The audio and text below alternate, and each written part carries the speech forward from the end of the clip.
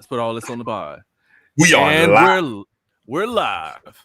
Live, live, live, live, live, live. How did I get live, live, live, I don't know. live, live, I pressed the live? button, and then we went live. Then we went live. Welcome, I'm not really ladies and sure. gentlemen, to another episode of Intelligently Ratchet. I'm one of Yes, your yeah. hosts, DJ P Nominal. To my left, my right, your left. We've got the one and only Otilius Bishop Omega. How are you, sir? Helios. Well, I'm doing well, man. I'm still recovering from my damn trip, man. But yeah, I'm having a great time. Happy to be home. Happy to be back on the Intelligently Ratchet. Big weekend. You know what I'm saying? 2 big weekends in a row for me. We went to took the family out to Florida to see my brother. Oh, And we went to go check out the good folks at Universal Studios and stuff like that. You know what I'm saying? Treated us well. Orlando. You know what I'm saying? And Hey. yeah, man. And now I'm back here. Beats and Bars is this weekend. You know what I'm saying? Sparking off Friday, which is in a couple of days. So make sure y'all go ahead and register, get your tickets. It's still free $99, but we still would like everybody to get tickets and stuff like that, just so we can see the numbers and everything like that. So please do that. Hopefully we can have we'll have Crystal on. She has another meet and greet or something like that tonight, so she's gonna try to plug in. So we might be chock full of stars tonight, if everything goes well. What's popping with you there, P? Hey, man, it's all great. I just want to, before we get into me, I want to introduce, Miss Candy Carver down there. Candy Carver, how are you? I'm good down here. We gotta work on that. We always have you down at the bottom. One day we're gonna put you No, in Bishop's I spot. know. But how are you? It's just How are you doing? How are things going with it? We got any new murals going up this week? What's going on? Yeah, I unfortunately that's why I won't be at Beats and Bars. The only reason is because I've been commissioned to do 2 projects by the city of Wilson. So I'll be out that way. Nice. Yeah. Nice. Yeah. So I'll be out there working. Getting ready for that. I bought a jigsaw last week and used a jigsaw for the first time this week. And I'm pretty fucking good at it. Are you good with the jigsaw? Oh, really? Nigga, I'm really good with the jigsaw. Like, the women, like the figures that I paint. Yeah. Mm-hmm.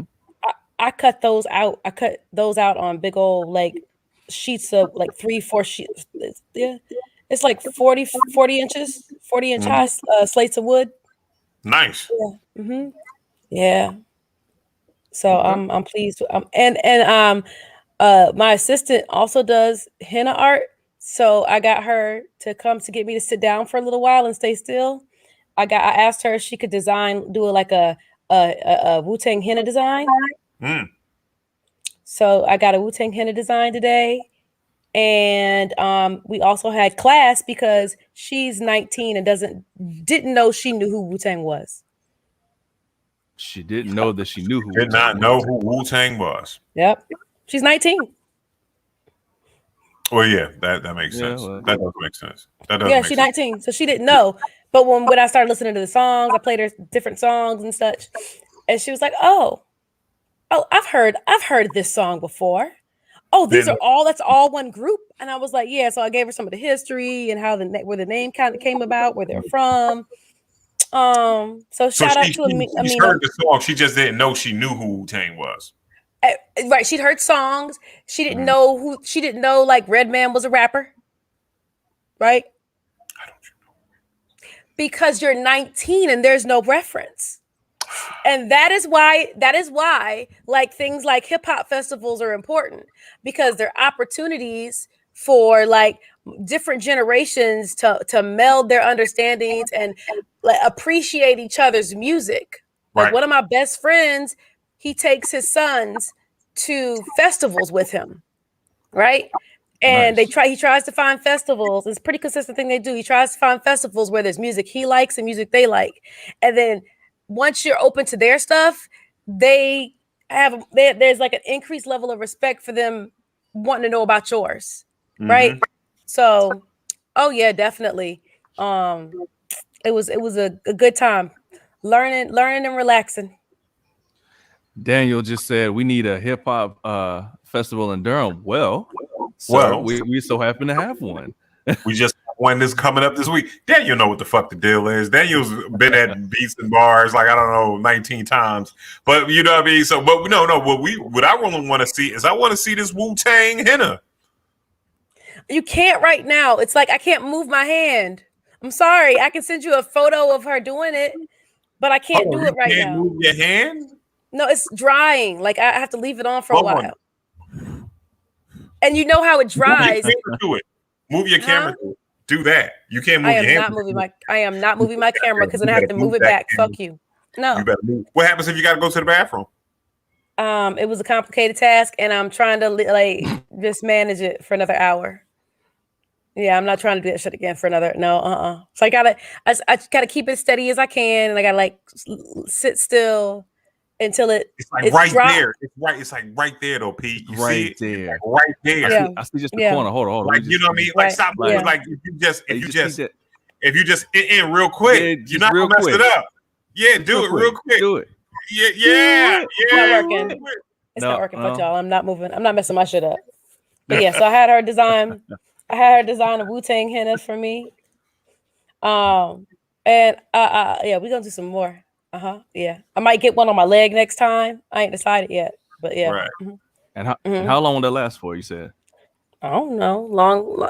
And so I got it on my right hand because I'm left-handed and I paint, right? So the whole washing of my hands so much, I think maybe a week or two, something like that. Okay, that's pretty good. Yeah. That's pretty good. So you know we won't get to see it tonight. There'll be an exclusive. You're gonna post it so we can say I will. I can send y'all a photo of like her doing it. I just don't have. I can't show you right now. Okay, that's fine. We okay. And also the way henna works is like the dye increases and the color deepens 24 hours later. All right. Yeah, that's what Daniel looks like he was just alluding to. He said, I'm on Candace's side, so it doesn't look good until it dries. I let it be. Yeah, you gotta wait. Yeah. And shout out to our Ratchet who's been checking in so far. Raph, Daniel, we see you in the chat. And Raph was impressed with the fact you haven't cut your hand off yet or finger, so that's good work with the jigsaw. Oh yeah. I'm sure we'll get to see some of that as well in the future. Oh yeah. But yeah. But shit, guys, what we getting into today? Phenom, yes, how are you doing? How are you feeling? Are you excited about this weekend? Because not only, is Bishop participating in the Beats and Bars Festival, the hip hop festival that's in Durham, Daniel. But you are as well. I am. So how are you feeling? Are you excited about being able to be out in the world of hip hop and music lovers? Oh yeah, absolutely. I'm excited. I'm mighty glad. I'm ready to do my thing. I'm get on this stage. No, I'm playing. There's only one real question though. Do you have your short set, my nigga? Your short set. Are you your short set together? So phenomenal. I do not have my short set together. Only wear suits. I'm not wearing a suit to the hip hop festival. I'll look out of place. But in this scenario, I'm not wearing a short set. I'm keeping it simple, but no shorts this time. If you choose to wear a short set, if you want to wear a short set, you change your mind and you want to wear a short set, and you don't necessarily want to, and Justin and Bishop don't have any more left between the two of them. Mm-hmm. You can go over to and you want to rep the Bull City. You can go over to Bull City Apparel, and they got some fly like Bull City logoed short sets. Oh, word. Mm-hmm. Yeah, you can go on over there and do that. Hey, get you some short sets, man. What's up, Keish? You know what I'm saying? You know what I mean? Keisha with a Y. But yeah, man, short sets are dope. You know what I'm saying? I you know what I mean? I partook in some short setage while I was in I'm so proud of you, Bishop. You know what I'm saying? So, you know what I mean? I gotta get mine a little bit more fitted though. I feel like mine's a little bit too baggy. You know what I'm saying? Some of the ones. I need some more fitted ones. Need them to come up. I need that. Okay. I need that. I need that 5-inch inseam. Show the top of the thigh. You dig what I'm saying? I'm telling you, if you put some good shine on them kneecaps, Lord. like Nita gonna have to get a stick with a nail in it for these hoes. Shoot. You know what I mean? Yo, I'm out here beautiful this summer, baby. You know what I'm saying? I'm out here beautiful. Nah, man, but yo, we gonna have a good time, man. Yo, beats and bars, man. This one's for free. I just want to say it's free. So y'all come out, man. It's gonna be double. Like we got Kazi, we got Queen on the lineup. We got the 16's Not Enough joint that I'm curated and did everything with. So yeah, we got a whole bunch of dope stuff, man. And if y'all don't know anything about 16's Not Enough, 16's Not Enough is an MC competition, not a battle. Not a battle. Please, I wanna be so honest and just be like, yo, we are not battling. It's an MC competition. So, you know what I mean? We're gonna get into that. I'm about to hit Crystal right now, see if she could get on. If she's available and everything like that. But yeah, man, let's go ahead and get this. Let's get, you know what I'm saying? Let's get the show rolling. You know what I'm saying? And let's what we got going up first, Pete Nimittal. Well, first, we got the Ratchet News of the Week. We're talking about Juneteenth. Candy, you might be able to explain this better than I could. See? So what happened with the menu that at IKEA that got everybody so upset? What was going on? Is that, first of all, before we go any further, what are you eating? We are professionals. You cannot be serving on the damn mute your mic.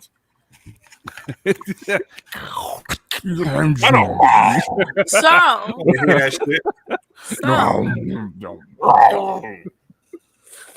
Don't you eat seeded watermelon on this?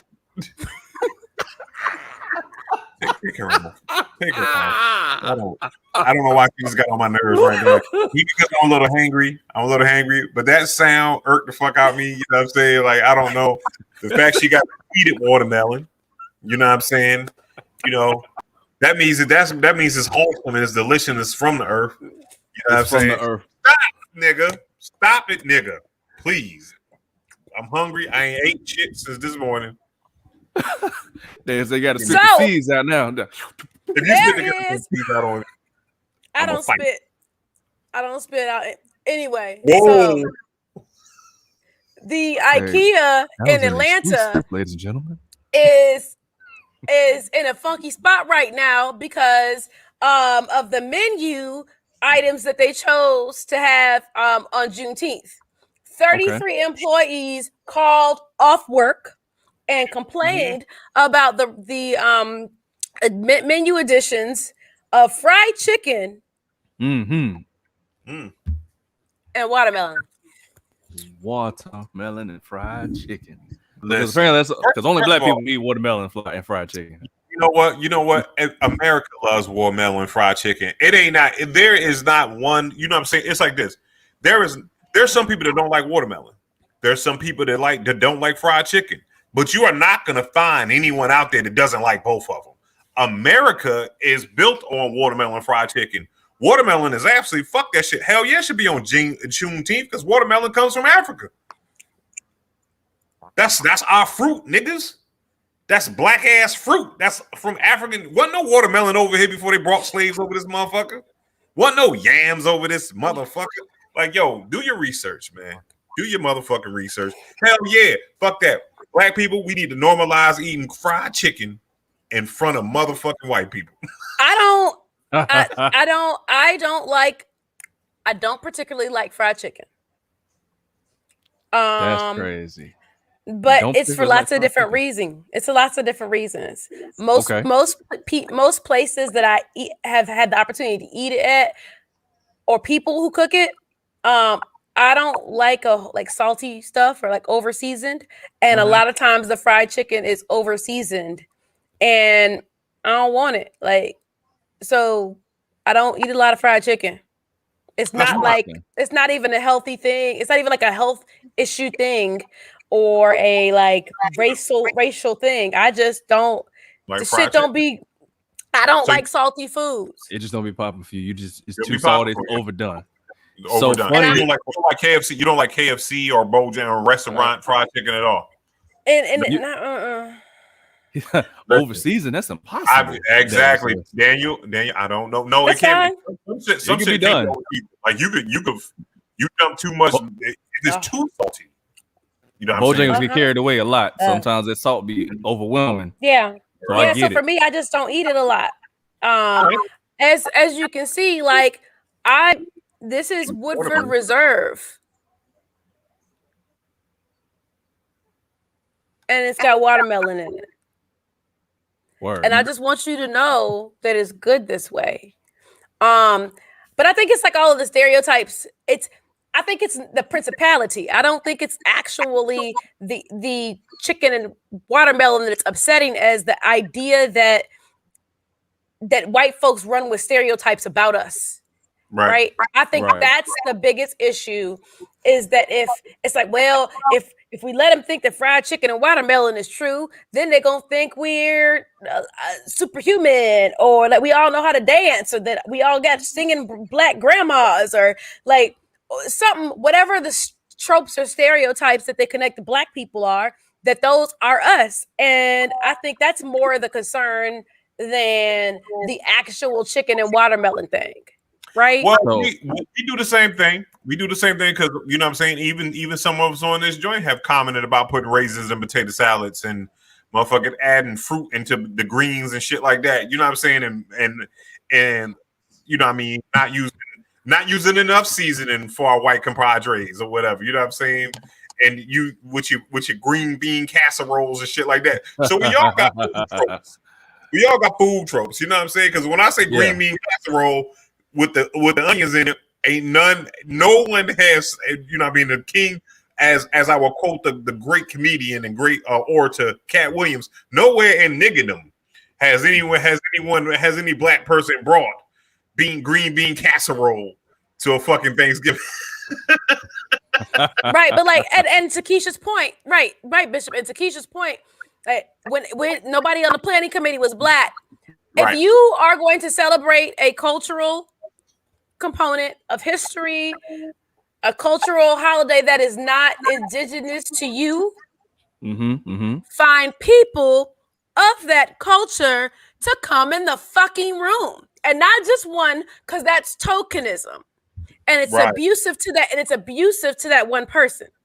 You need to have at least 2, preferably 3, or just let a whole bunch of that group of motherfuckers figure the shit out, like, and you walk away. Word. We should, you know what? I think that, but I think what it is this right here. There should be a cultural appropriation. Let me see, outsourcing network, right? That way we get all the cultures, right? Because I'm saying, because we all do this. You know what I'm saying? We mean well, but hey, we're about to put this, we're about to try to celebrate this. Let's go get, you know what I'm saying? Oh, it's Pacific Island, it's Asian American Pacific Islanders.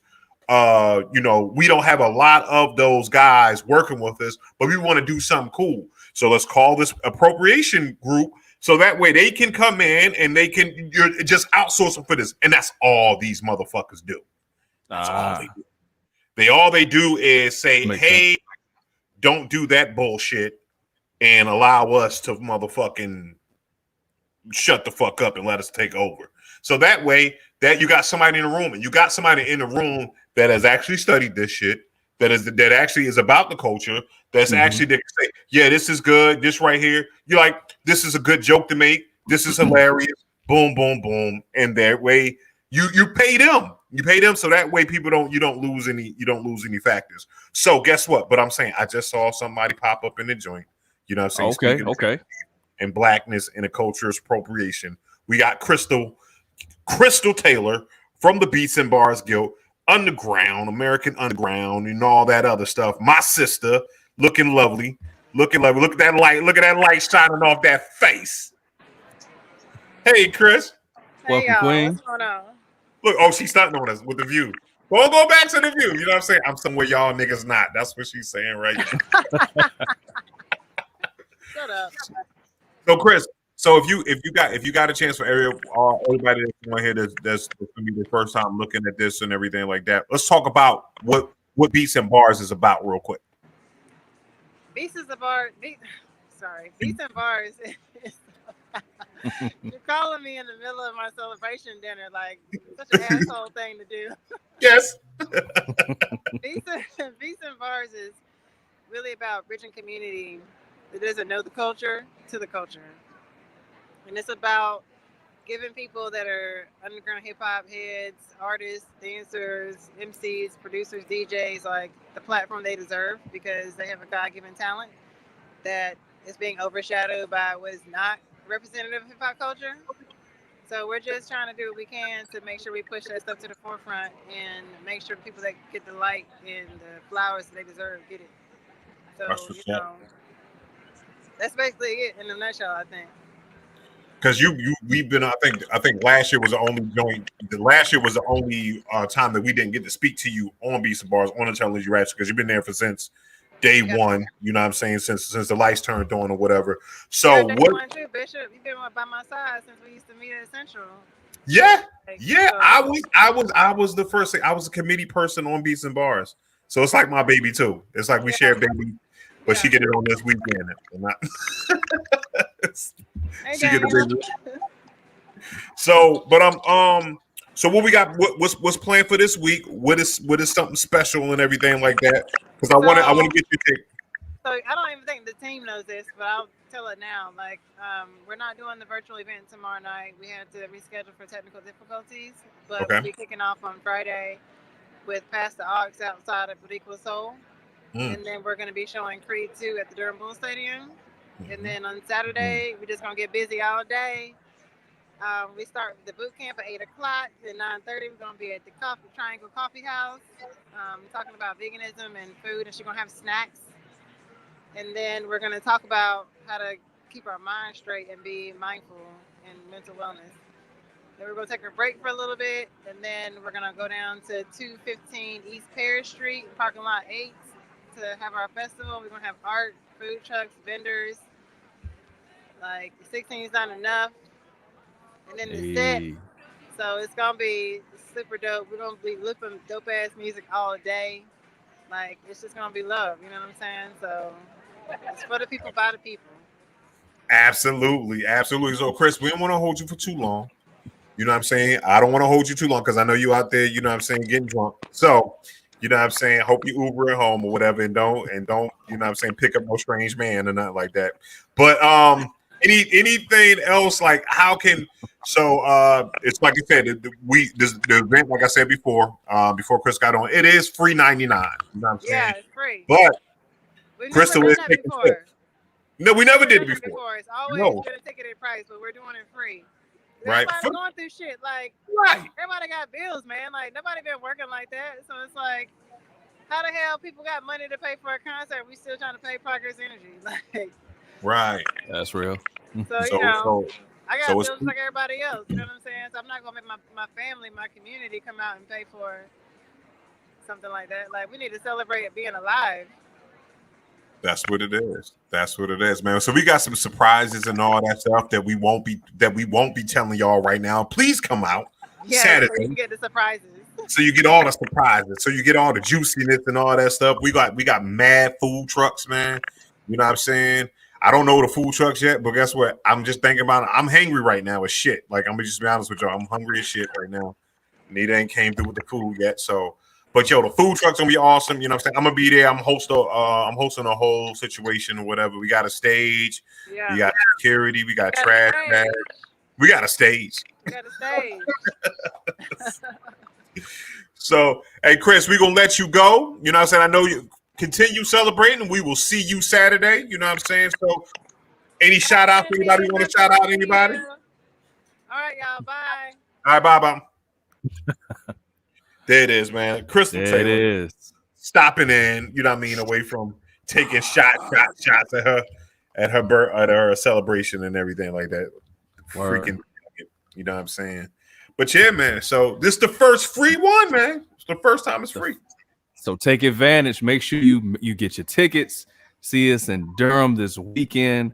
It's going to be live all Friday and Saturday. Yep, So Friday. Definitely make sure you make your way out there. Saturday. Yeah, man, I'm happy about it, man. I'm happy. Shoot. And then I think we're going to do the virtual joint. We might do it at another time or whatever. We're partnering with WUNC too, so that's real big or whatever. They're one of the main sponsors and everything like that. So nice. You know what I mean? So, next year if y'all want to sponsor, if you have a business or something like that you want to sponsor Beats and Bars, please let us know. You know what I'm saying? Your sponsorship, because sponsors made this joint free. You know what I'm saying? You know what I mean? Without ticket prices and everything else.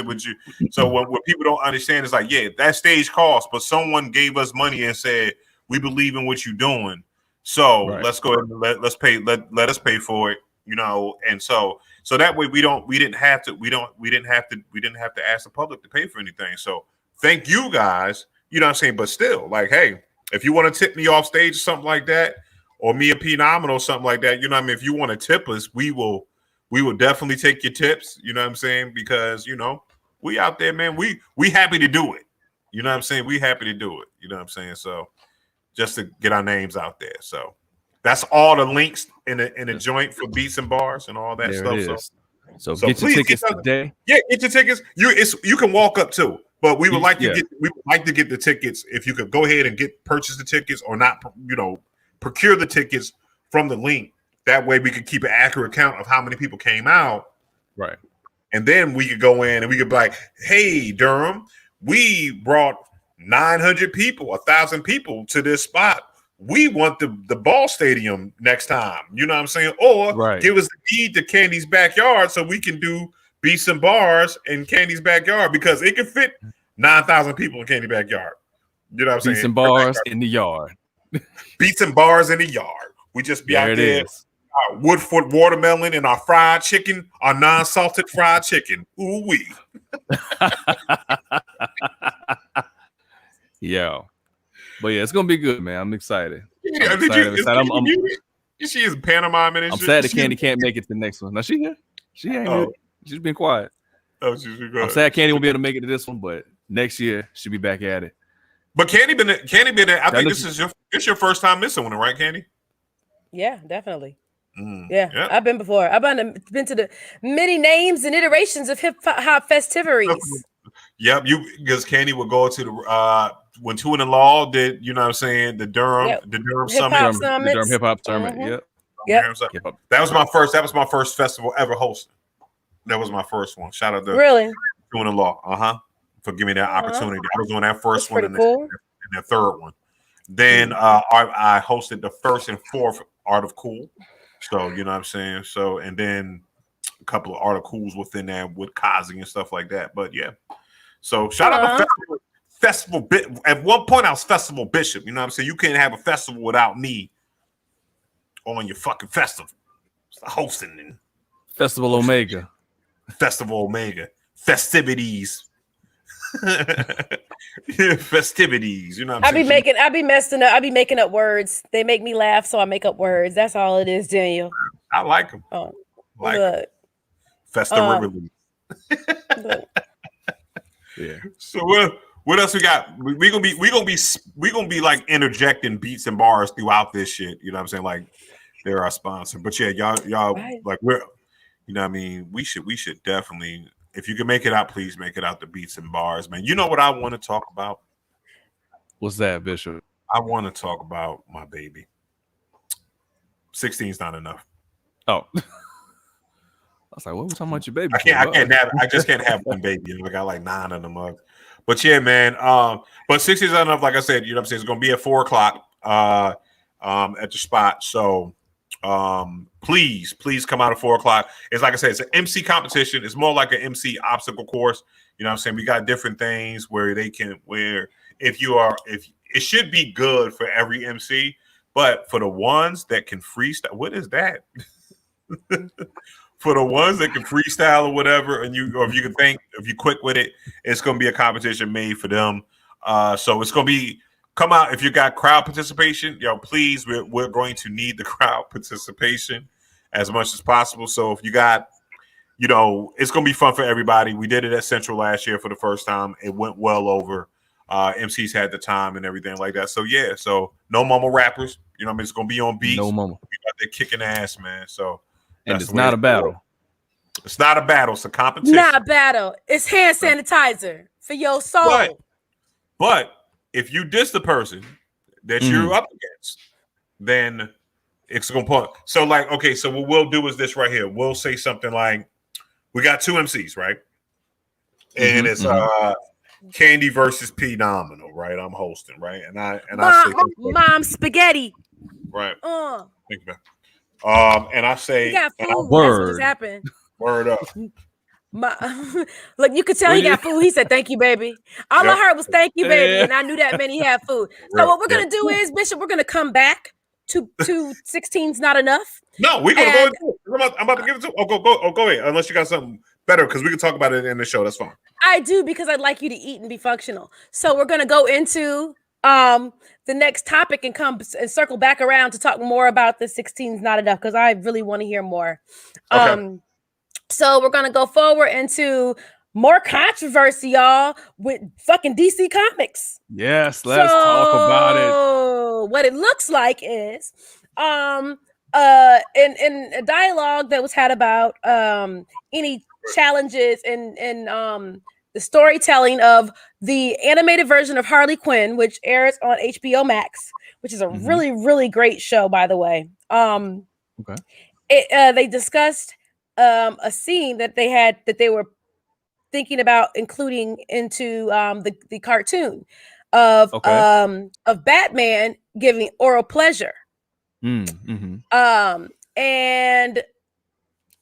that when they were the kickback from DC was that heroes don't do that. Yeah. So what? What? Yes, they're saying that so heroes. So Batman don't do what?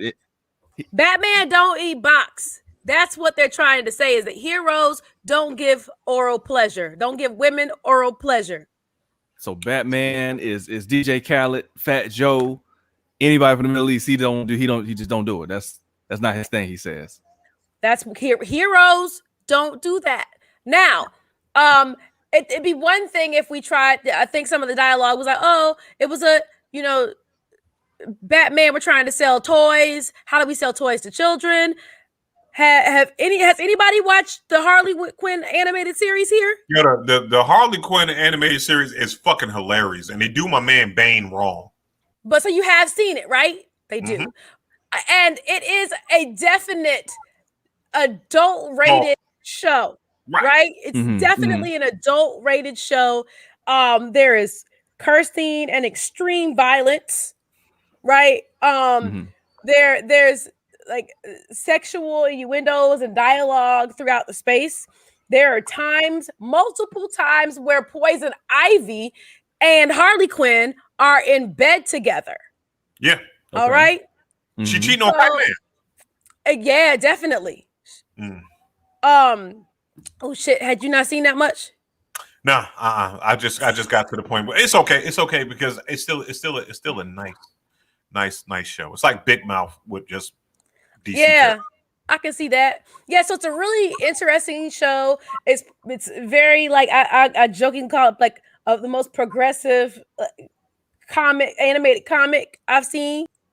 Just in the undertones, the like layered characters, the dialogue, the intentionality along the themes that are implemented into the storylines. It's really good. It's a really good fucking show. Like, I was surprised at how good Harley Quinn was.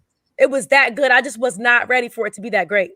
So, however, it is definitely an adult animated series. So when they're like, oh, heroes don't do that, then we got to have a conversation about the other parallels of things, of scenes that had sexual undertones or sexual interaction that heroes could participate in, right? So it just sound like, based on what we know, and go ahead. I was about to say, so me, I'm saying, what are we juxtaposing this particular scene with? Like, I haven't seen the show yet, So you said in comparison to other scenes where heroes do other things. So what are we comparing it to? Like, what did Batman do or any other hero in the show do that it would not have done? Not just the now. See, this is the other thing. Not just the show, right? Because when you say heroes don't do right, we can even just talk about DC Comics, right? So there've been other times where Batman has obviously, definitely been fucking. Of course. Batman been fucking. It was clear that Batman was fucking. Batman been in the bed. Like other. Go ahead. Thank you, Bishop. Go ahead. He's $1 million playboy. First of all, it's right here.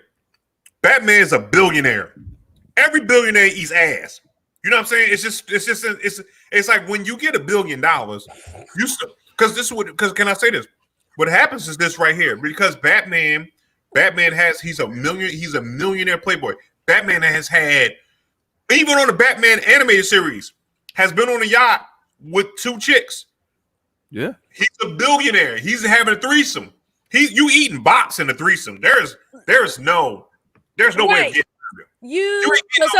right. So there's this but then so this is some shit he's doing, right? You also seen and we've also seen other heroes, right? Have sexual interactions. They're completely comfortable with the 2 women, right? In the series, being in bed together. They're completely comfortable with that. But but somehow, Batman allowing for the lady he with to have some sexual pleasure is some shit that is off limits. No, okay, Keish. I think you got no. And if we talk about a normal comic book and you know Saturday morning cartoon canon, you're absolutely right. It doesn't. But we're talking about the Harley Quinn show, which is the Big Mouth. It's kind of like Big Mouth with Harley with DC characters in there. You know what I mean? It's just one of those adult. It's like Black Dynamite. You know, it's one of those things, right? So when you're talking, when you're saying fuck you, when a DC character is saying fuck you, kiss my ass, suck my dick, when they're saying that, all shit should be out there, you know, because that's outside of you're using the characters, but you're using them in another way, right? So you should not have a problem with Batman eating the box. Not at all. Not at all. He's actually eating Catwoman's kitty, so he's eating the kitty. You know what I'm saying? It's like this. Yeah, and then when you say some shit like, you know, superheroes don't do that. Fuck that. You thinking Superman gonna get Lois Lane without eating a box? Not my Lois Lane. Not the Lois Lane I know.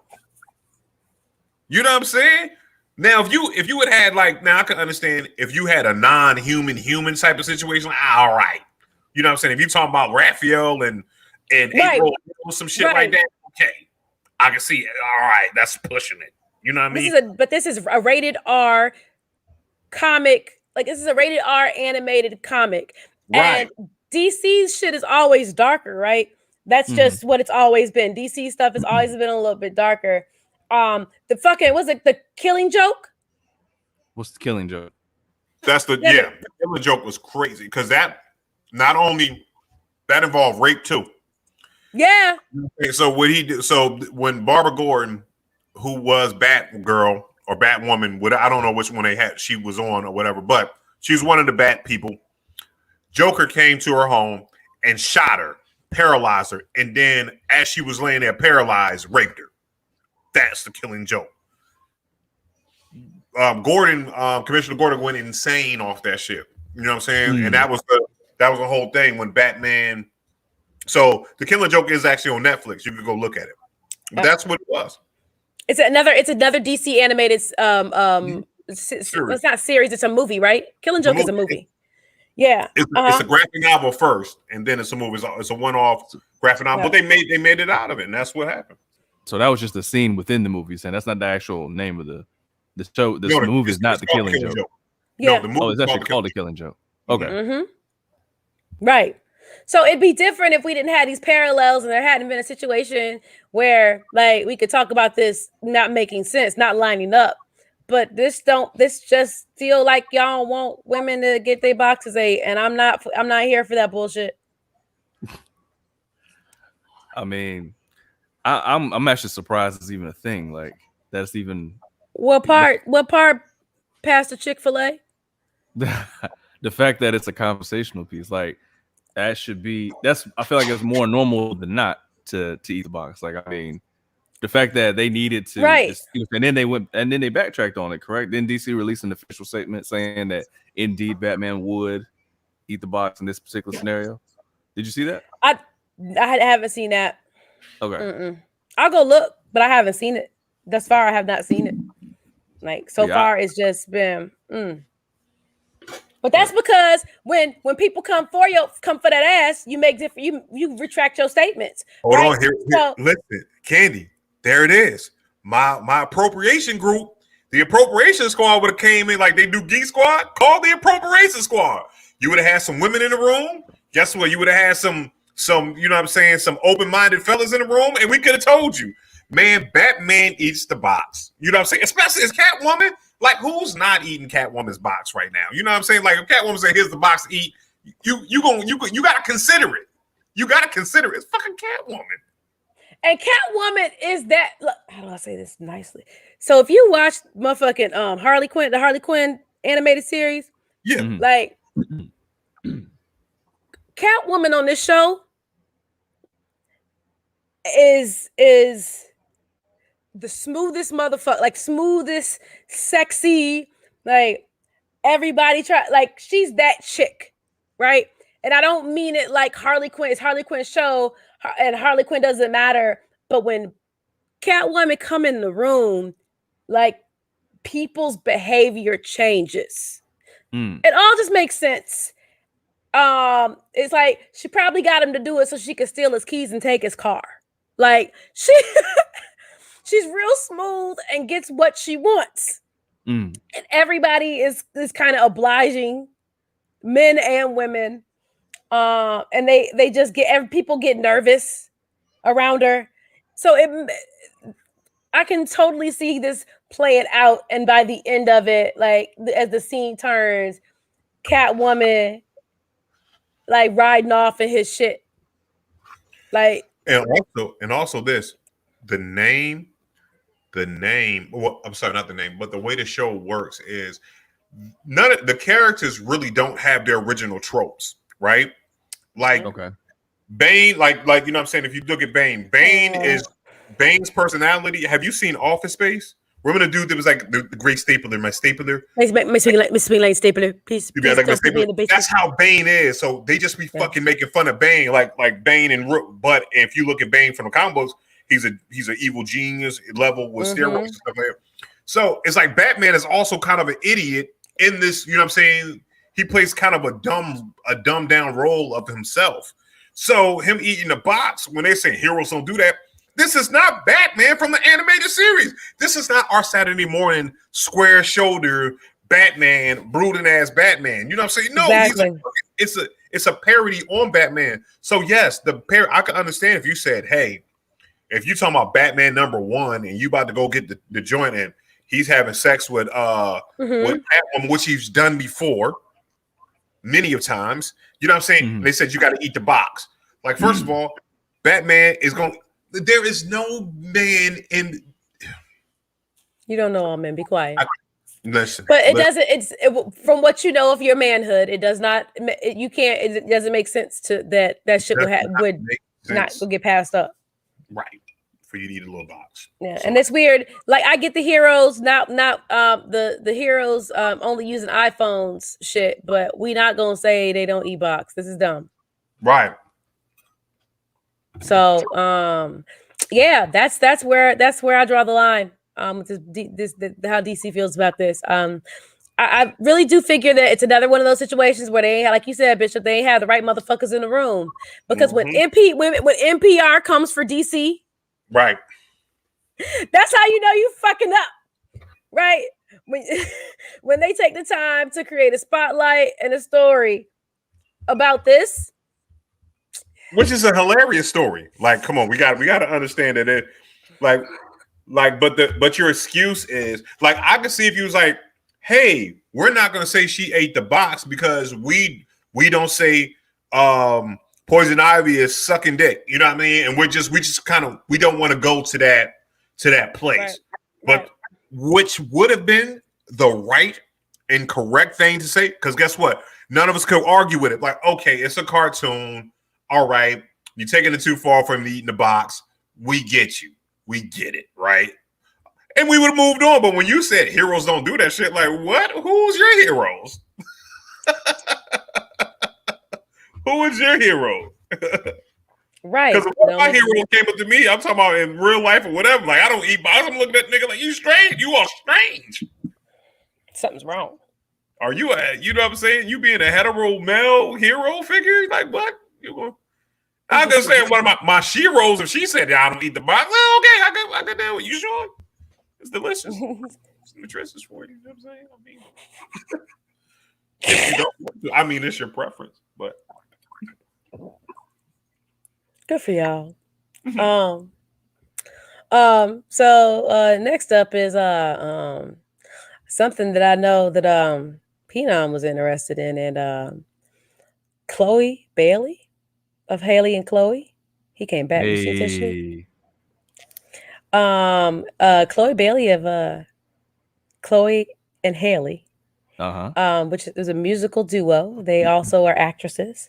This is the first time that Chloe has performed solo. As this is also the first times that her and her sister have been apart, because I think she's filming or doing something overseas. So they haven't had.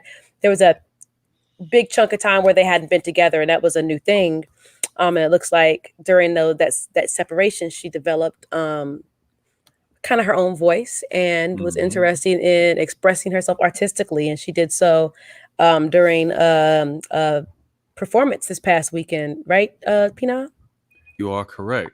So she was well, you touched on just a little bit, but Chloe's been getting a lot of flack over the last few months for, I mean, because she's grown and she's just been expressing herself like a fully grown woman. It's not She's a lot of times 22. She's 22. Exactly. But just like most stars who have any sort of fame when they're younger, like there's always like this point, this breakaway point. But like, okay, now, hey, by the way, I'm an adult. Like I'm gonna start acting my age, so to speak. You know what I'm saying?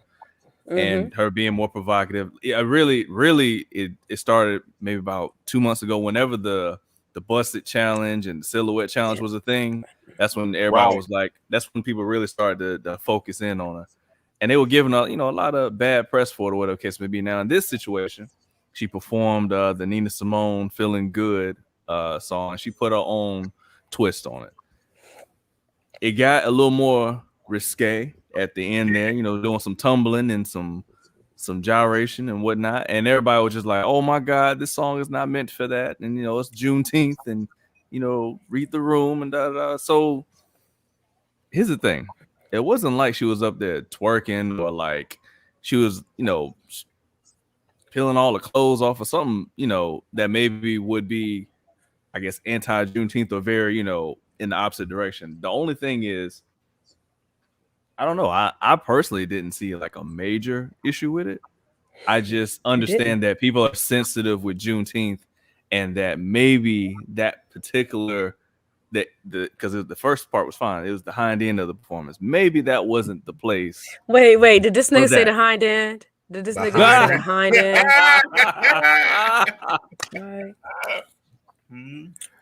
Behind it. Okay. She was showing up then, and then maybe. Can I say this right here? Because I'm calling them bullshit. I'm calling them bullshit. On which part? Because on the Juneteenth part, this is Juneteenth. This ain't a religious ceremony. This is not a religion. You're not at church. You should be if you celebrating Juneteenth. Let's back up. Let's back up. All right, back up. Let's back. Lead us in. 4th of July. We've seen many of 4th of July performances. Yep. We've seen many of 4th of July performances. At least 40% of all 4th of July performances we've seen have gotten to been raunchy. Yep.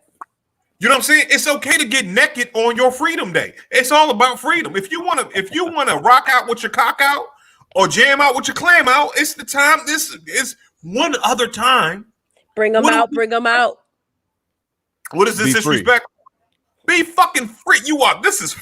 They're recognizing in the land of the free that has to have we the land of the free. We got to have 2 different Freedom Days. How fucking crazy is that? Right. That you got to have in the land of the free. You got to have 2 different damn Freedom Days. Now, you know what I'm saying? Now you're going to try to, because stop older black people, you prudish asses. Stop that shit. Stop that shit, because black people, when it come down to sexual activities, we are conservative than Trump's America. You know what I'm saying? When it comes down to sexual stuff. Ooh, that's nasty. It's still a 34-year-old black woman right now talking about sex is nasty. That is a goddamn shame. Yes. Ew, bodily fluids. Yes, it's supposed to come out of that. It's supposed to drip on your thigh. This is the shit that's supposed to happen. Batman's supposed to eat the box. Somebody supposed to get naked on Juneteenth. Stop it. Stop being so fucking prudish. You having sex. Right. You know what I'm saying? Also, if we're gonna talk about Nina Simone, like it's almost like someone talking about. So it sounds like they aren't familiar with Nina Simone's character. And when I say character, I mean who she was, things she valued, her intention behind her music, her story as a whole. Because if you were, you'd recognize how provocative her music, her conversations, the things that matter to her, her dialogue, her fucking value set, all of that shit was in line with what was happening there. So the idea that because Nina Simone putting a pussy on a pedestal, all right? Right. I'm glad you understand. Sometimes we take a person that we hold in high esteem for their talent or contributions, especially black ones, especially when they're no longer with us. We put them on these pedestals. And with that, they're not their ethics, but their moral compass is narrowed to this Mother Teresa space. Right. Which they were not. And she was not that person. So it's like kind of silly because it don't even line up with who she was. Like their statements don't even line up with her value set. It's like if someone came out, Meg Thee Stallion comes out in a banana skirt, you know what I'm saying, and sampled a Josephine Baker song, and they say that's disrespecting Josephine Baker. No, the fuck is not. It's absolutely not. It's the actual tribute to the person. And then these motherfuckers act like, listen, you know, it's like this because every R&B singer that and a lot of R&B singers that we hold their self-esteem. If you listen to their records, they have raunchy music. It's been raunchy music since the 1910s, baby. You know what I'm saying? It's been past then. It's always, you know what I'm saying? When we get off of here, Google Liquor House music. Right. Yes. There's a Your grandma. You start with hole in the wall. Hole in the wall. Your grandma dirty. I'll be stroking. I'll be stroking. Hole in the wall. The song starts with a P. That's the title of the song. The title of the song is starts with a P.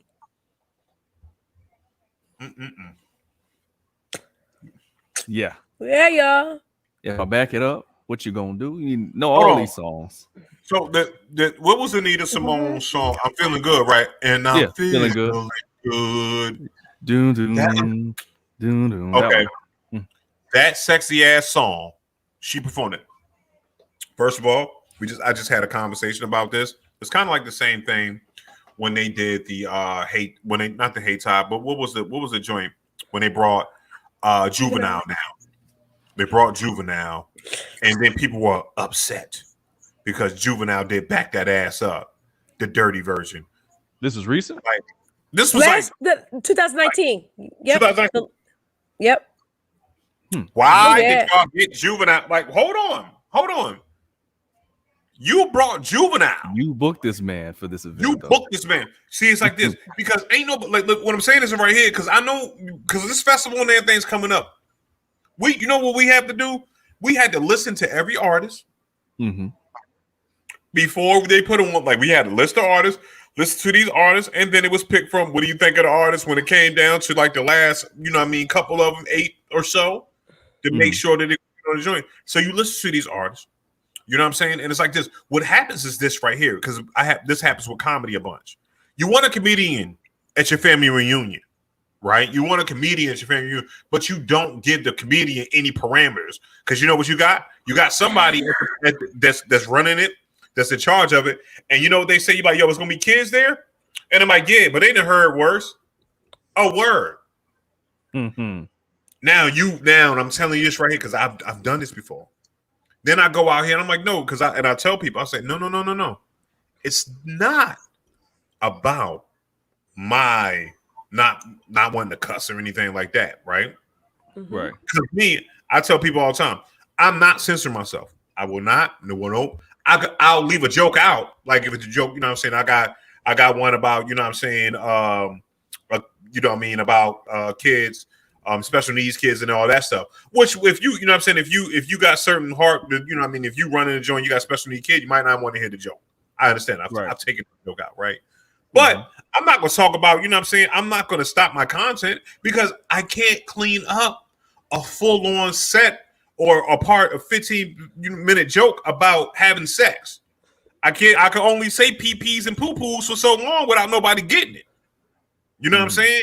And it's not about the cussing. It's about the amount of time that's spent into telling certain jokes. And people got to realize that, you got to do your research too as a promoter. You're not going to, you know what I'm saying? You know that was coming up. So why the fuck is, you know what I'm saying? Somebody cleared that. She was going to do that performance. Somebody cleared that. Don't blame her. Blame the people that you brought tickets from that thought this was okay for you to see. Yep. That's right. Basically. That's right. Shout out to Chloe. Keep on being great. Keep doing your thing. Don't let them change your mind on what you're gonna do or how you want to present yourself. That's up to you. Do your thing. And if you go ahead. And if Chloe, if you happen to see this, hit DJ Phenom up at DJ Phenomenal and tag him in your post about this. Get him. It will make my day. Get him in your inbox.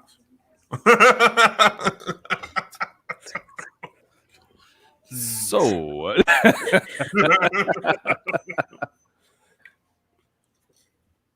yo, what we missed? We was talking about chicken earlier, but we didn't talk about the chicken thighs. Can we talk about that?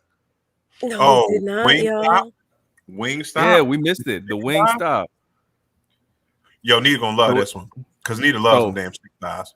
So Wingstop announces new chicken thigh restaurant called. Get this. Hold on, let me zoom in on myself so you can see me.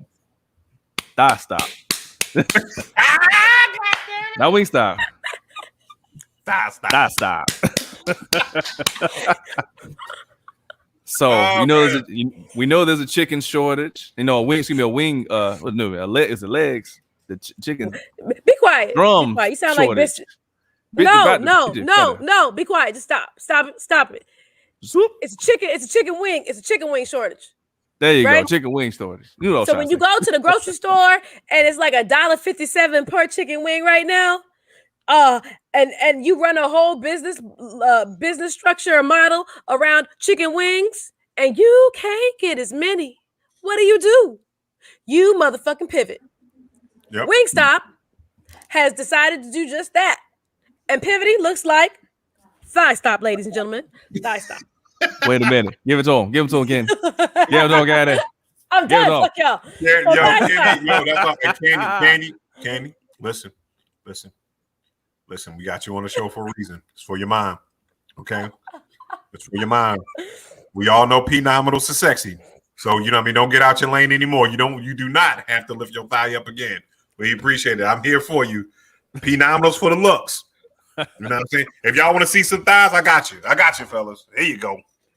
And Bishop went away.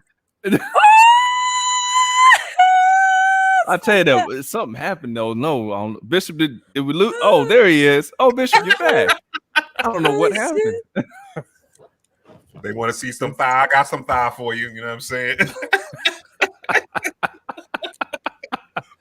Now, so this place though, have you all seen the information about this place, about the thigh stop spot? No. So they announced this recently, and it's saying that it'll be is a test run in 7 U.S. cities, and it is an online only store.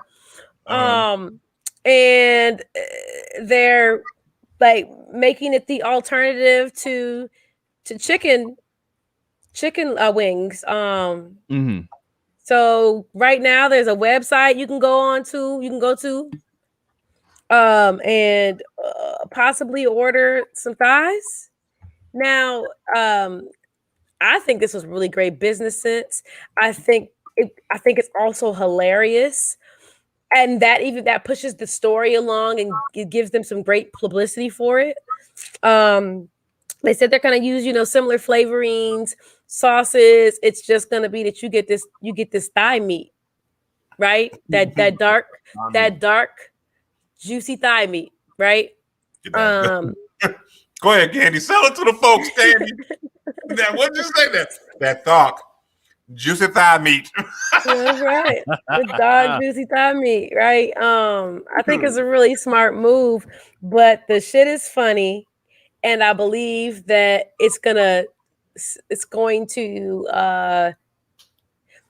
eventually we'll probably be out of the chicken wing shortage, but I expect that they'll have an audience for this, and they will wind up merging the two brands or entities eventually. There's people out there that don't like chicken wings, that don't like white meat. You know what I'm saying? They don't like breasts. They think it's too dry. You know what I'm saying? Shout out to T Flats. Right. I'm here for you. Eat drumsticks all day. You know what I'm saying? Shout out to that. So that's part of the reason why my marriage is working, because you know what I'm saying, she's team flats, I'm team drumsticks. So when you that we ain't in each other's way. We're not in each other's way on a 20 piece. We ain't in each other's way. That's great. They eat my drumsticks. But you know what I'm saying? But I'm thinking that the reason why I have a question, and this is the reason why I have a question. What's that? Why we got a chicken wing shortage and we don't have a thigh shortage? Because the chicken got 2 wings and thighs. So you saying that these chickens, you know what they doing with all the thighs? You know what I'm saying? Like, yo, because chicken wings are like event food and celebratory, right? And so when you go to restaurants, when you're having a gathering, they're finger food style, so they're event friendly, right? And I think, and we've turned them into a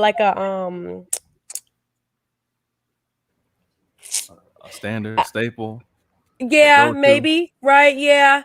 And so it's not the thigh ain't that. You can't pick a thigh up and do this, right? You got to get dirty to eat that thigh. You got to get dirty. You got to get your hands dirty to eat like that dark thigh meat. Yo, can I ask a question? Is this right here? Because since we're on the subject, I want to say the person that told us 10 wings were actually 5 broken up wings, because you know it's only you for real. Drumette versus whole wing. Drumette versus whole wing. Your whole wing is the whole triangle. I'm talking about that part right there. That's the whole wing. The drumstick, right. The fat, and this part, the pinky finger. This right here, right? That's a whole wing. That's a whole. This right here, that part right here. That's what, because when they fry that right there, Candy. This out here. That's what the flavor is. That little part right there. If you don't eat that part, right here. That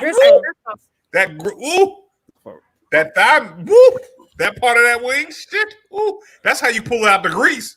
You pull it out by that part. Corgus, it came in the right part. Yep.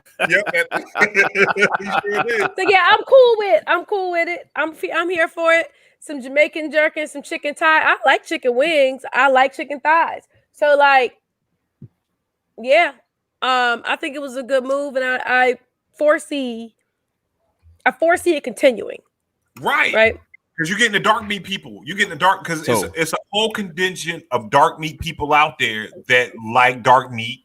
So get all the darkies out there. You know what I'm saying? They go out there. I like to call my dark meat people darkies. You know what I'm saying? You get all the damn darkies out there. You know what I mean? And now you got the whites and the darkies, and they coexisting at your Wingstop. Look at that. Ain't that America? Ain't that America? That is. America. That's America. That is very American. That is very American.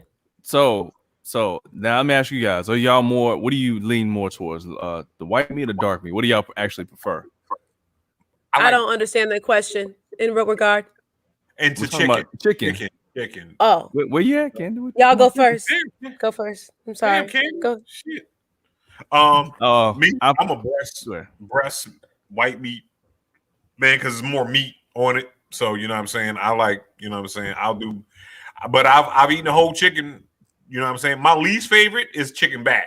You know what I'm saying. I don't like chicken back. It's just hard. It's hard. It takes a lot of work. You gotta like. It's like eating chicken back is like eating crab legs. Yeah. To me. Morgan, because I'm gonna eat it as long as it's chicken. Right. So I would. Grease. Put it on. So it would be like breast. So if I had to do it, it would be like breast. Wing, drumstick, thigh, chicken back, chicken neck. I'm over here. The chicken neck. Whoop whoop. Chicken. What, chicken neck. Boy, please. Chicken neck. That's not the right words. The scallop parts. That is booty. That is tail meat. That is not a scallop. That is fucking. What is he talking about? You know what? You motherfuckers be making some shit out of nothing. No, that's so on the chicken back, it's always that little fatty part at the back. That should know. That shit is too no. But why is it called? Why he got a word for that shit? Because it's like a scallop though. If you think about it, he's absolutely right. It's the same. Nobody like that shit. It's like a fat scallop. Ooh, my hand is free. Oh gosh. Oh, it's free. Yeah. I have to move a little bit. I'll send pictures tomorrow. All right.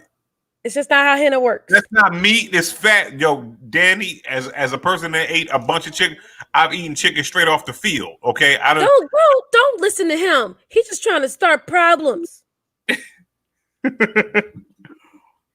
Yo, fuck that. Yo, I like the breast. The breast meat got a bunch of meat on it. You put more hot sauce. It hold more hot sauce. I like the breast too. You just gotta moisten it. Right, you gotta moisten. Yeah, you gotta make sure you will not show me no chicken tail. God damn it, you know what I'm saying? Like I'll show you. No, it ain't no meat. That damn thing. That's all fat. Yeah, you gotta. What just happened? You gotta moisten the breast. That's all. And if you do that, it's fine. But I'm a condiment person anyway. Like I like sauces on my meats. I like additional flavors on my meats and sauces. So this is up my alley. The whole idea. This is up my alley. Like thighs thighs are already moisture meats. And then I get to put like sauces on them shits. All right. I'm excited about the thought of my favorite flavor, chicken sauce flavor is like Thai chili. Okay. I want to try the Thai chili chicken thigh.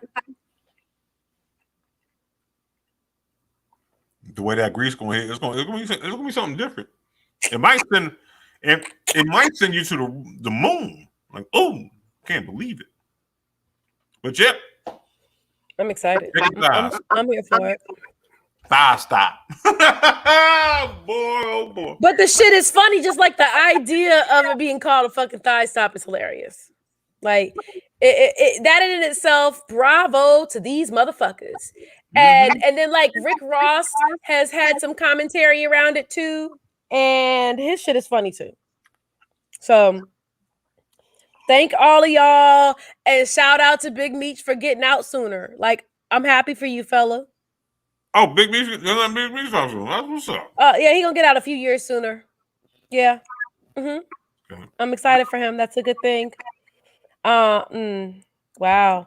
I would, because him and Jeezy was cool peoples, and like they were he's like his homie, and Jeezy got a whole different life. Very, very whole different life and wife. That I don't know. Like, and you know how some people can't come with you? I just wonder what that looks like at this point. Ain't my business, but I'm just curious. What it is that, when it's depending on how they treat it when you get locked up, right? Yeah, that's true. So, you know what I mean? Because some people aren't going to treat you correctly, you know what I mean? And a lot of people think that this is what comes with the game, right? Because everybody wants to be loyal to each other when there's money being made. But a lot of cats want to play a gangster role. It's like this, like when you talk about the Italian mafia, right? You know what I'm saying? You see all that stuff. When the boss goes to jail, the boss doesn't really go to jail.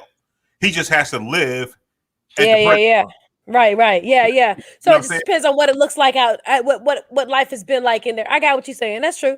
We'll see though. But I'm just glad I'm glad it's an earlier release though. Glad. How you say her name? How you say her name? Say her name. Shakari. Them English motherfuckers I feel like they be fucking her name up. I feel like I'm black, so I say it better. Shakari Richardson. Shakari Richardson. You did? Where you at? She's the newly minted fastest woman in the world. In America. Oh, sis, yes. Listen, I saw. And she's 21. A motherfucking post today. Can I say this right? I saw a post today that, you know what I'm saying? I'm going to call her Miss Richardson. Miss Richardson. And all they could talk about was the fact that she had a lace front on and she looked masculine. I'm like, I am so glad. There's a couple of things though. I am so glad that they're distracted so that she can run on all these hoes. My thing is this right here. First of all, she's a beautiful. I'm talking about like she's beautiful, like for real, like sitting still, just normal resting face. She's beautiful, right? What the fuck do you think an athlete's supposed to look like, nigga? Can I say that? That's what I'm trying to make. I'm like, what type of face do you make when you run? Don't nobody make a print. Don't nobody look cute running. Don't nobody. No, she's an Olympian. She is a fucking Olympian, niggas. She's an Olympian. I wish I could find this Facebook page. And he's talking Don't about worry. Like, look, it's like first of all, she's muscular because she's running. You're not gonna be the world's fastest woman alive without being muscular. You know what I'm saying? She's not gonna FloJo was muscular, but guess what? If you see FloJo in slow mo, guess what? We all make these nasty because you pushing yourself. You are pushing yourself. You know what I mean? And then what they do, they get the worst of the worst. Like, you know what I'm saying? They get the Shaq dunk faces. You know what I'm saying? You like when they take that one picture and, you know what I mean, Perks are just looking like, because, and you don't care what your face do. Right. Okay. So yeah, exactly. You don't care what your face does. Right. And hair. And hair. So all these like respectability politics or black folks presenting themselves a certain way by way of their appearance or their speech to appease like European standards of what's attractive or what's presentable. That's their problem. You know how you meet somebody and they got their shit and they try to make it yours? That's a you problem. Right. It's a you problem if you don't like her lace fronts. You know why? Because you worried about some shit that you ain't even got to wear. Her hair ain't your hair. I thought it was cool. She said that her girlfriend picked it out for her, right? And if you look back, she's had different hairstyles before. This ain't no new thing. Right. Right. It's like this. How old is she again? 21. She's a 21-year-old. I'm 40 years old. Before I be 41. So in the speech of me, she could almost be my daughter. You know what I'm saying? I could be her father. And what I'm going to say is this right here. You know what I'm saying? If she is 21 years old, she is doing what 21-year-old women are supposed to do. She's supposed to have long nails. She's supposed to have a lace front. Like, okay, listen, talk about that shit. If the lace front blow the fuck off and hit the German bitch in the face. You know what I'm saying? If it hit the German bitch. Oh, damn it. Yeah, right. That would be funny and something to have a conversation about. Otherwise, why are we doing this? If her eyelashes get in her eyes, she trip and fall, then let's talk about that. But shit, look at her. She looks like a fucking running phoenix, nigga. That's what I saw. The hair color. Like right. You know, like phoenixes have that hair color, right? So it made me think of a phoenix, and the fact that she was running, I was like, the bitch is on fire. That shit is fine, right? I think that because not just like the whole tuning ourselves to what white people's standards and what we should look like are. No, this is a black dude that said this shit. That doesn't matter. No. See, that's where you're confused. That's the shit. I'm gonna sound hoteppy, and I don't give a fuck. That's the damage that slavery has done to us. It has not just impacted us by way of what white people think of us, but by way of how we believe those things too. Mm-hmm. You know, we put those same ideas and assumptions on other groups. I'm sorry, on people that look on black people, even if we're black as well. Got you. You see what I'm saying? So it ain't. That's the damage it's done to us, is that we think that the shit's okay to down talk her because she chooses to wear some hair or some nails, and it's like we looking for any way to fucking tear somebody down. Fuck that. Put that picture back up there, P. Put a couple more pictures back up there because she deserves to be absolutely saluted. You know what I'm saying? She's a goddamn motherfucking Olympian. athlete. Olympian. Best of the best. She gets to be an Olympian. She gets to go to motherfucking Tokyo. She gonna bring me back some whiskey. I already done tweeted her about it. It's going down. She said she can bring back some whiskey? Look at that. She bring back Japanese whiskey. Look at her. She is joyful. Her biological mother died that same week, like the day or two before. Wow. And her grandma, I think her grandmother raised her. She ran like she didn't even start off ahead. She did not start off ahead. And she came back and swung all these chicks. I don't know what to say to anybody who doesn't understand, who don't appreciate the diversity of blackness, right? We come from a very big place. Like, yo, we are not when the right here because shit. The last time I ever ran in a 40 was a 4.3, and I was 120 pounds. Look at that. Like, you know what I'm saying? They're like, yo, that okay. Also, let's look at the women next to her. So if we're going to talk about muscular structure, all of these women who are athletes are muscular. Right. Another thing, we don't ever have shit to say about no muscular man.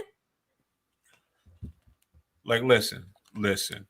That is the fucking roar of a champion. You know what I mean? Because she making little duck lips and stuff like that. Yes, that's the fucking look at that. That right there, that is it. That is it. Look at me. That's the picture.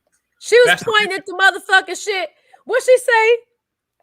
See, she said a whole bunch. She did a whole bunch of shit talked like a basketball player, and I like it. She talked like she's fucking playing and1 basketball. I like it. I like her energy. Because you supposed to talk shit. Racing is a shit. Okay, certain sports you can't really talk shit in, right? But racing, right? Racing is a motherfucking talk shit sport. Because when you was a kid, when you burnt Morgan on here too, me and Morgan know when you was a kid, you know what I'm saying, mothers thought you was slow because you was short and you burn these when you could do this right here as a kid, when you could talk shit, like I got your ass right now. You can them go.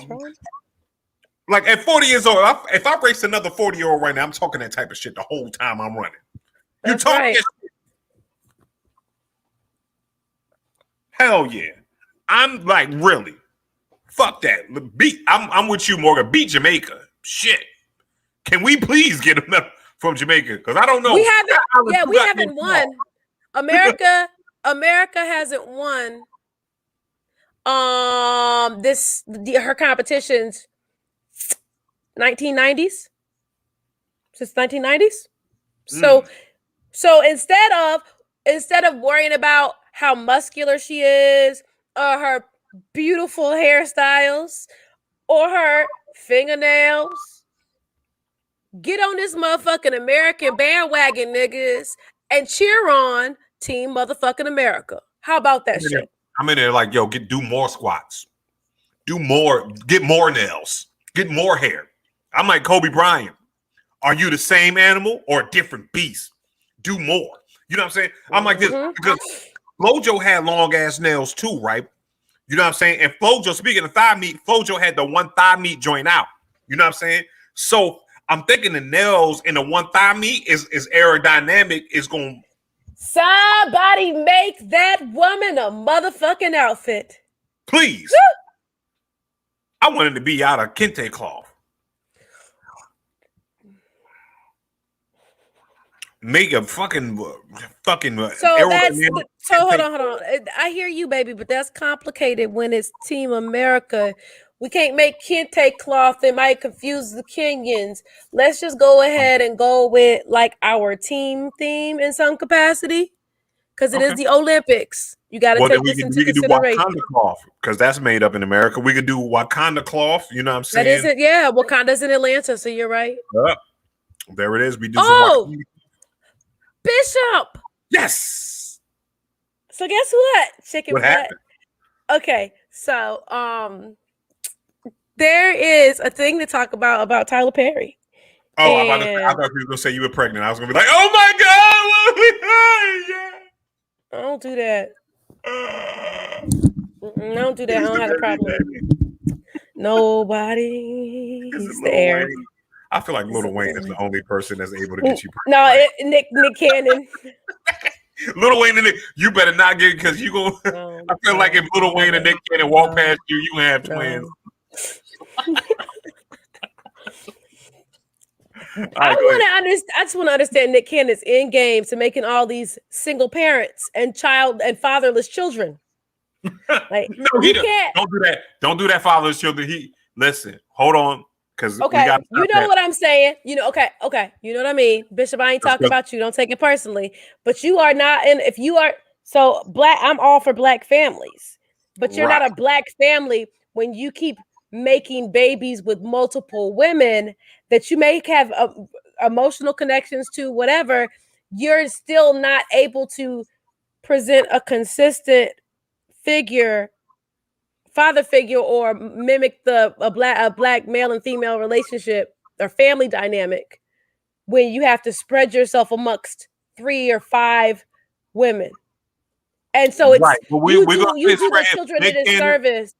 You do your children a disservice, but I understand that our society has said that men are supposed to be providers, and y'all are generally good at that. But I believe that definitely it requires more than you throwing money at a human. Well, no, because I want to take it to a different part, because Nick Cannon's in a position where, you know what I'm saying, because when you make a certain amount of money, you know what I'm saying, you could Will Smith it. You like, yo, fuck that. All the kids come through, like Trey know all his brothers and sisters. You know what I'm saying? Now, because again, when you're talking about dudes when you got 5 different baby moms, it might be a little bit iffy there, right? You know what I'm saying? 1 or 2 is good, right? But I'm saying if Nick Cannon's in a position where he could be like, no, I'm going to take all my kids with me. You know what I'm saying? He's like, yo, even though y'all might have different mothers. There's the confusion. Confusion. No. What I'm saying is right here. Nick Cannon could do a compound. He makes enough money. He makes enough money to say, hey, all y'all live on this property. That way, that's really unhealthy. Think about what you don't understand what I mean still, because we've been talking. You're still trying to provide, not model. What I'm saying is right here, but Nick Cannon, what do you do? What does the man with a weak pull-out game supposed to do? Get a vasectomy. So you know what I'm saying? They take 15 minutes. They're often covered under your insurance plans. Right. And they're much different than cesarean sections that are actual surgeries where women's bodies have to be sliced open and they have to go to sleep and take 3 to 6 weeks off of work or movement. Right. So and they can be reversed. They can be reversed. No, listen. I think no. Right. Wait. You said no to what? No to what? I say, fellas. You said no. What did you say no to though? I'm saying no. I'm saying no to the reversal of a vasectomy. You know what I'm saying? Let that shit be permanent as hell. You know what I'm saying? It's like this, especially when you got a Nick Cannon out here running around. You know what I'm saying? We don't know if his vasectomy might work. You know what I'm saying? So it's like this. Let's go ahead and try to make that shit as permanent. Let's laminate his tubes. Let's go ahead and, you know what I'm saying? Like it's called the vas difference. Yeah, I want him to do this right here. I want them to reroute the tube. So when Nick Cannon busts a nut, he sneezes. But reversals aren't, first of all, expensive is subjective, Daniel. Right. It's no more expensive than a cesarean section, is it? No, it's not. So like, take that pill and swallow that shit. Men are just, y'all are super uncomfortable oftentimes about the idea of having vasectomies. Surgery by your pee-pee. And I understand. Oh, what do you think a fucking cesarean? What do you think a C-section does? No, C-section. Yeah. Hold on. Right. All my children have been C-sections, but you know what I'm saying. So I totally understand it.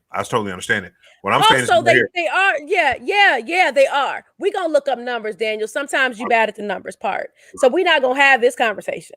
Like, you'd be all right. I rather for men to get. I like more of the male birth control pill way. You know what I'm saying? I think birth control should be on the men's side because I agree. Because you can and you know what I'm saying, you could be Nick Tan out here. You could get such and such amount of people pregnant, and you don't have to stop. You just pregnant. You know what I'm saying? Like every two months, you could have another baby. So, you know what I mean? So you could do that. You know what I mean? Women, when you get pregnant. Did this nigga just say that getting your tubes tied is the... Can we put this motherfucker on mute? He talking blasphemous bullshit. I'm sorry. I'm going to ignore him. Keep going. No, that's saying no. Getting your tubes tied, I'm saying it's birth control. It's birth control like that. But no, you know what I'm saying? Your tubes tied is a major surgery. Surgery. Right. Not a vasectomy. It's two different things. You know what I'm saying? Now, if you're saying, does it do this? Does it stop babies from coming? That's the commonality of it. Right? You know what I'm saying? That's it. That's the commonality of it. It's like, yo, do you stop? You know what I mean? Does it stop a baby from being shot out of a vagina? Yes. Shot out of a vagina. You know what I'm saying? Yeah, yo. Babies, if you had a baby before they shoot them out. They shoot like I've seen it. It's like you lay the egg and then the baby come out and turn to an angel, and then you gotta shoot it down with a love gun. It's not me trying to. She asked. I ain't trying. Like I said, I'm just curious about the end game. I guess I'm thinking about the children who grow up with a space like that, because we all know a friend who's like, yeah, my dad had like 8 kids around the neighborhood and I ain't really see him. And granted, he's not Nick Cannon, but the interaction of one human man is still limited, right? And we know how those things impact little children. And you can't throw money at emotional problems and they go away. So the modeling, we have to look at it like this too. We have to look at it right here, because I like to look at the reasons, because some people have different reasons for bringing children into the world. Yeah, you know what I'm saying. Yeah, you know what I mean. And it's definitely do. And Nick Cannon may, you know what I'm saying. Nick Cannon may, you don't know. You don't see, and that's why I said I wanted that. Literally, how did this start? What was my first statement out of my mouth? Is that I'd like to understand. I don't know what his end game is. Right. I'd like to understand what his end game is. Like, what is Nick maybe one of the dudes like, I want to have 13 kids, and I'm just gonna have kids. Like he could do like Lil Wayne did. Just whoever I get pregnant, whatever. Right? Boom. I'm not using you, and you never knows, like, because what he had it was like his first children were Mariah, right? So he was in a marriage within his first one, got divorced from Mariah, and then went on a children's spree. You know what I'm saying? It was just like he just started shooting the club up.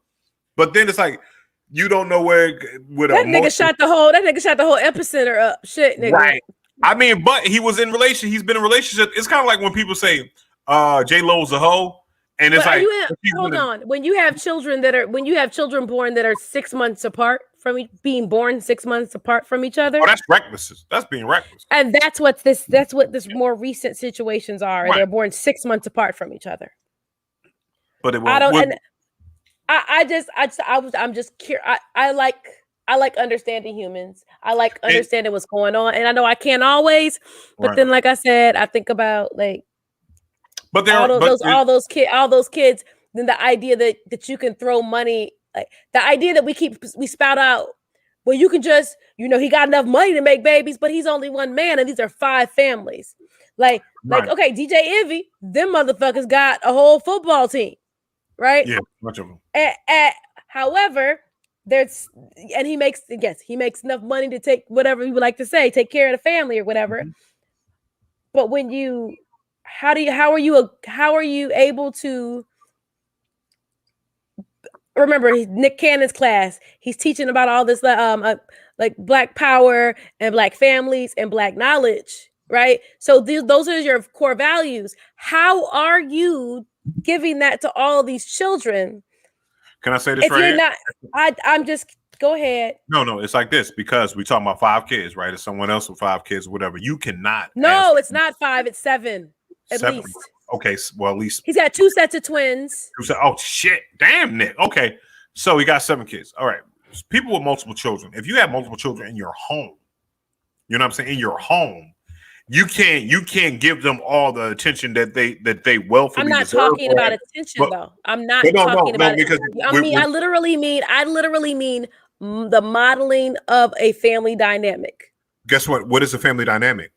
Different families can be different places. You can have nope. What I mean when I say family dynamic. Well, no, what I'm saying is right here. If you're gonna talk about the traditional family dynamic, you know what I'm saying, man, woman, and 2.5 kids, right? You know what I'm saying? Boom. It's like this. So at the end of the day, you know what I'm saying? If Nick is a present father, you can't be present to 5 women's homes consistently. That's what I'm trying to say. That's all I'm saying. No. You're one person. There's no way for you. Whether you was a regular nigga working at Comcast, does Comcast even exist? Listen. Yeah, it still does. But listen, what I'm saying is just right here. Yes, he can have a positive outcome in those children's lives. He can have multiple children and still be a good father because what it is, he has the resources to do such. Now, like you said, that's where you get confused about positive. It's not about fucking money. Like, I feel like somebody, your resource as a parent is your fucking self. It's you. It's Bishop. It's you. It's not your money. It's not how many nannies you can buy with it. It's not you stopping in and out. That's not what I'm talking about. What I'm saying is this right here. But let's talk about this right here. Let's talk about this. If Nick Cannon just had the twins, right, and he was on tour. Okay. He was on tour. Okay. You know what I'm saying? Because this happens with athletes and entertainers all the time. You know what I'm saying? He is not going to, you know what I'm saying? Athletes and entertainment makes, you know what I'm saying, have problems and stuff like that because they took their job. Their job keeps them out of the home 340 days out of the year, right? Like LeBron James. We say LeBron James is an excellent father. Actually, LeBron James and Nick Cannon is in the motherfucking same boat. You know why? Because LeBron James' job keeps him out of the home. His thing, he has your math is terrible on this part, darling. I don't think you're hearing what I'm saying, Bishop.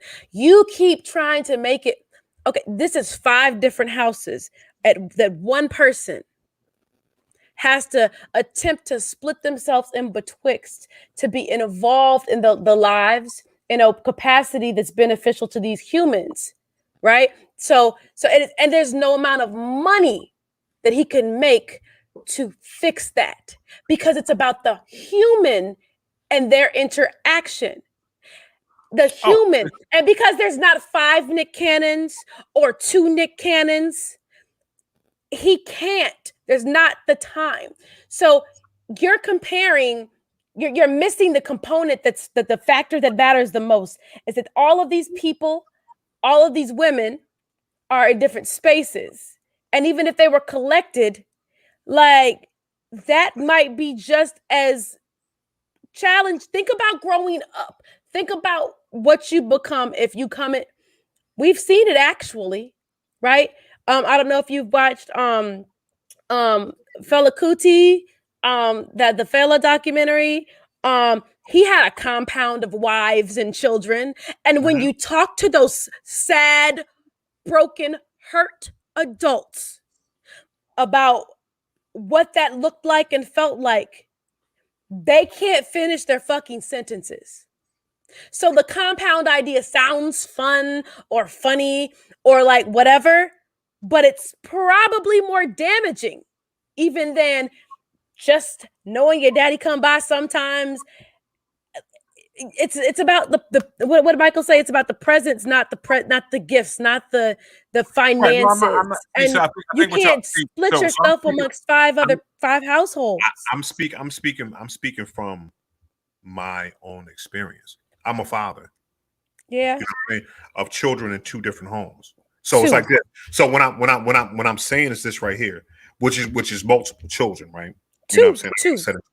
Two homes. Right. But listen, what I'm saying it's but I mean it's like this. And I bet that's hard though, right? Like you have to work on figuring it out. What it is, it's right here. You got to figure out if you know what I'm saying, you got to figure out some things, right? But again, it's this right here. But as if you want to be there, if you are allowed to be there, because this is what we have to do also. If you're allowed to be there in the place of a father, guess what you can make? You can make, because first of all, early on, if there's like this, if you are positive influence in your children's lives going forward, if they see you as positive, it doesn't matter, right? Because this is the way our life is. Our life is a little different, and you got to say, hey, yo, dad got 7 of y'all. Y'all got different moms, and he has to do that. But you know what he can do? He can do this right here. When I say the resources, it's like this. He should be able to have a lane within his life or within a year where he can have all his children with him. You know what I'm saying? Now, I'm not saying no. Is it traditional? It's not. But I'm saying this right here. It doesn't have to be a fucking negative outlook on it. He could still have a positive. He can still be a positive father, and still these children, if he does it correctly, he has the ability to be able to be like, okay, well, I have these kids, but I'm going to make sure they know who dad is and all that stuff and show that the love. And that's what I'm saying. I think that I know. And I'm sure that like it's been a challenge to figure out for a lot of parents who have blended families or have children in 2 different homes in their own relationships and outside of that somewhere else. Right. I'm sure that's a challenge. And so 2, yeah, that's definitely a challenge. So figuring out 5 different houses as a human, find 5 different houses with 7 humans, with 7 little humans. That's and intentionally continue to bring more humans here to divide up more of your time. It's just not the same as your like I keep hearing these examples. Well, so and so, my aunt and uncle got, like she said, they've got 11 kids and they're with the same person and they're together. You get to bring all of your energy, even if it's not about each individual child, but because you've chosen to have children with 5 different people, you have to split yourself up that way. I just like I said at the beginning, I'm curious of what his end game is, because it just doesn't feel like it's a. You know why I don't have children, Bishop? Because they're real human people that you should be intentional about making the best you can. And when I was married for 7 years. I have kids, and let me finish. I didn't have children in those 7 years because I needed a co-parent that I didn't necessarily have there within that person. And I knew that making babies and not making, but the rearing is like, for me, it's a serious thing. I take that shit really seriously. And to go all flim flam into it just because you're married or because you're getting older, right? Or because the babies would be cute. That's never been a sensible reason for me personally. So I just think that there should be intention behind those kind of actions. And I understand that slip ups happen, but when you slip up that many motherfucking times, you need to cut it. Right. But you know what I'm saying? He might let them know what it is. I'm going to have a baby with you because it's about to be cute, and I'm going to make sure my baby's taken care of in the best way it's going to be taken care of, or whatever. Because I want to leave. It makes me sad that men think that that's all they got is their money and their not their presence. Right here. But that's what you keep. That is what you continue to repeat. So you can tell me no, Bishop. But somehow you keep going right back to the idea. You keep going right back to that he's got enough. We're talking about Nick Cannon, right? He doesn't have enough. He doesn't have enough. But listen to my full statement. What I'm about to say, right? All right. Because this is what it is. Because you're absolutely more people should think like you think when it comes down to having children, right? You know what I'm saying? And that's what it should be. Like, you shouldn't have babies because the person is going to be cute. You know what I'm saying? First of all, you shouldn't get in a relationship with somebody just because they're cute. You know what I mean? Let's start at that point. Let's talk about. But if they got a short set on, you should consider having. No, you know what? The short set. Listen, ladies, do not let short sets cloud your judgment. You know what I'm saying? But at the end of the day, I said conversations, not dick. Listen, cloud your judgments because that conversation, he got a cute short, so let me give him the time of day. Nope, he might be Nick Cannon. But at the end of the day, you know what I'm saying? We don't know. We don't know what's going on with Nick Cannon. Nick Cannon, all we got right now is speculation. Yeah, that's why I said I'd like to understand. Right. We could speculate why Nick Cannon's having all these babies. We can speculate how Nick Cannon's gonna take all care of these babies. Nick Cannon may have a plan. Nick Cannon may have an ultimate plan that, guess what, we have not looked into or delved into at all because he read a book on this subject. You know what I'm saying? What it is this right here. But if he doesn't, like Nick Cannon shooting the club up, he got like 19 children. That's fine. You know what I mean? That's for the cannons. That's for the cannons to deal with. At the end of the day, but speaking to it, some people have babies for the wrong reasons. Some people have babies to keep their marriage together. Some people have babies, have keeping nigga babies, have had babies, and it's some, you know what I'm saying? There's some niggas out there that's probably looking at right now, and men out there right now that have keep a dude babies. What she thought they live next door to me. Right. What she thought was gonna happen was what she had, you know what I'm saying? What she thought having a baby was gonna keep this dude around, and it wasn't gonna keep him in a relationship. Yep. So it's like this. And then also, and going on to that about toxicity, it's like this. Because I want to talk about this shit. When a dude tells you he is not ready to be a father, I'm not ready to be a father. You should have an abortion. Is that what you were going to say? Right. No. I'm not going to say you should have an abortion. No. But if the man offers you, you better take that abortion. No, it's like this. No, I'm not going to say you better. But what I'm saying is right here. If that man then says, you know what, I want to be with you, but I'm here for my kid, it's like this. Something got to shut off in your head. It's like this. You already know what type of father is he potentially going to be. He's not going to be the greatest father because he never wanted children. You know what I'm saying? And we could play the oh, he shouldn't have slept with you. Fuck that. People have sex. You've had sex with at least 10 people. You know what I'm saying? If you out not there, that I did not. But never mind. Hold on. But I'm saying, because I'm not going to talk about Kanye because you have a special individual place, right? Okay, because we can't talk about we can't talk about. Be quiet. I'm quiet. Stop. Right. I said I'm being quiet. Okay. We got to talk about you. So it's like this. But there are women out there that have had sex with multiple dudes they did not want to have babies with.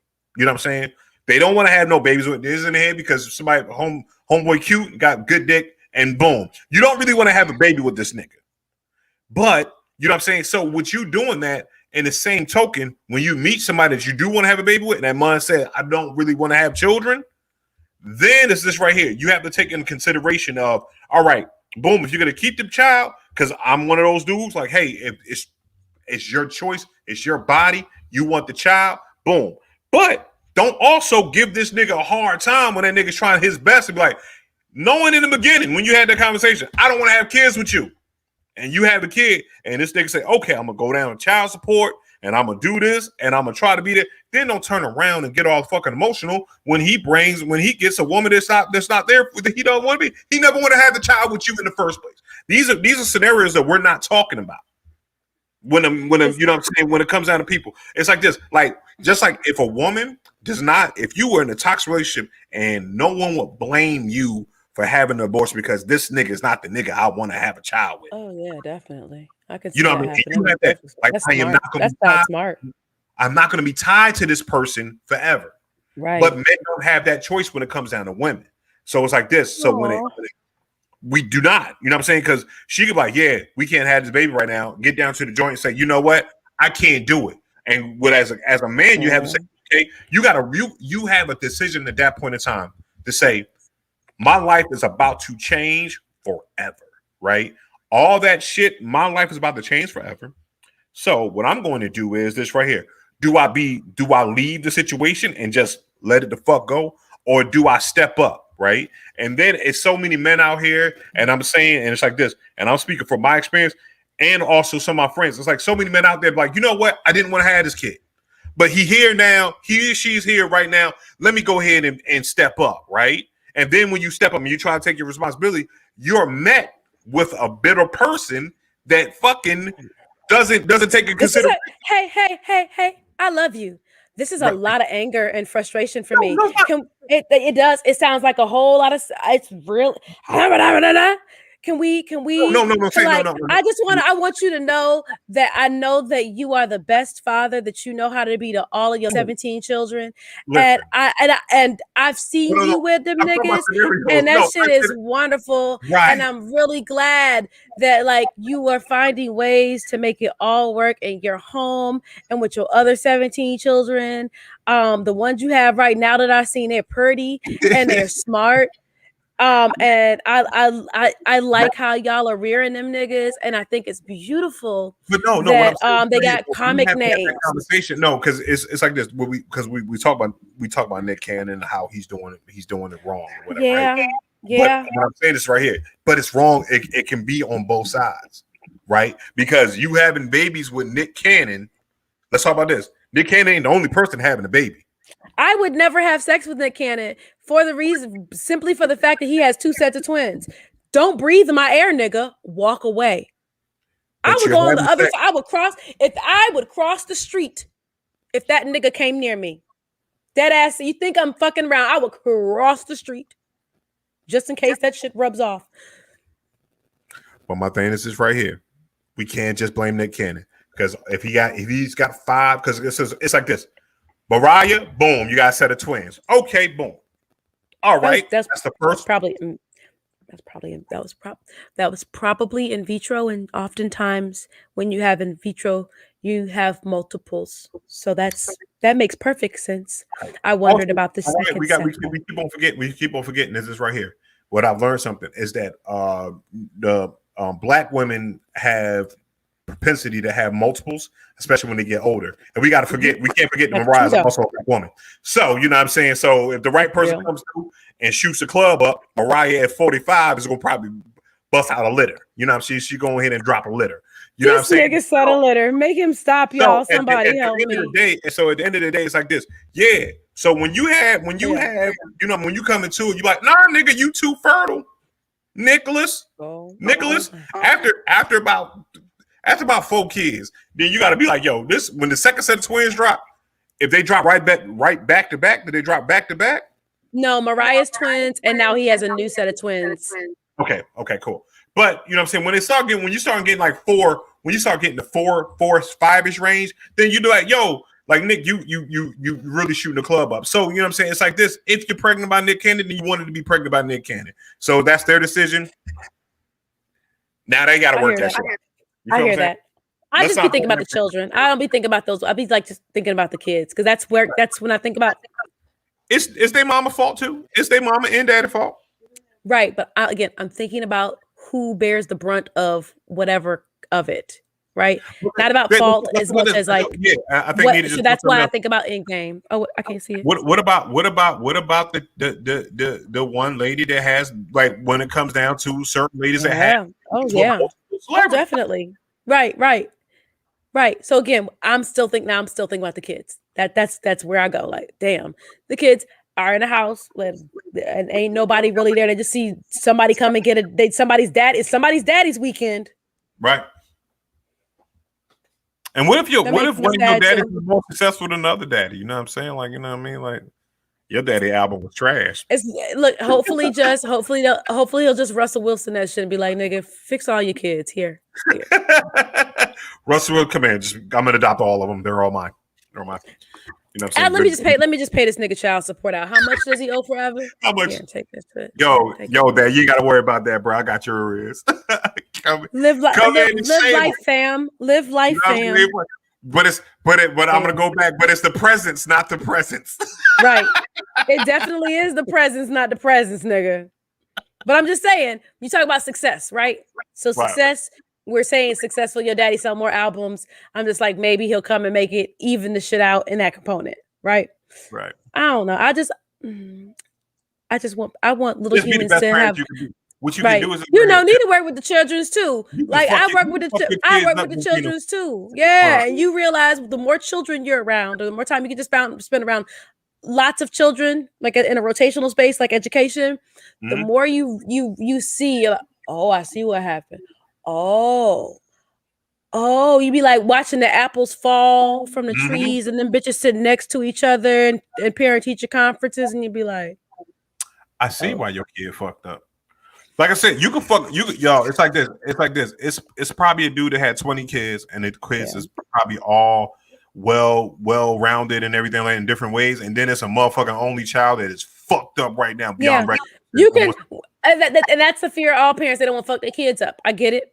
And we all, our parents, and they're all well-meaning space, do some damage to us. However, it's not because they didn't love us generally, right? That's not how that happens. I believe that parents generally parents do what they think is best for their children and that they love them, and their actions are reflections of that. Whether their actions actually look like what they meant them to do, like they wanted them to, there's not necessarily a book for every human. So it's just what it is, right? And that's life, and that's our journey of learning ourselves as we become adults. And I think here's my child theory.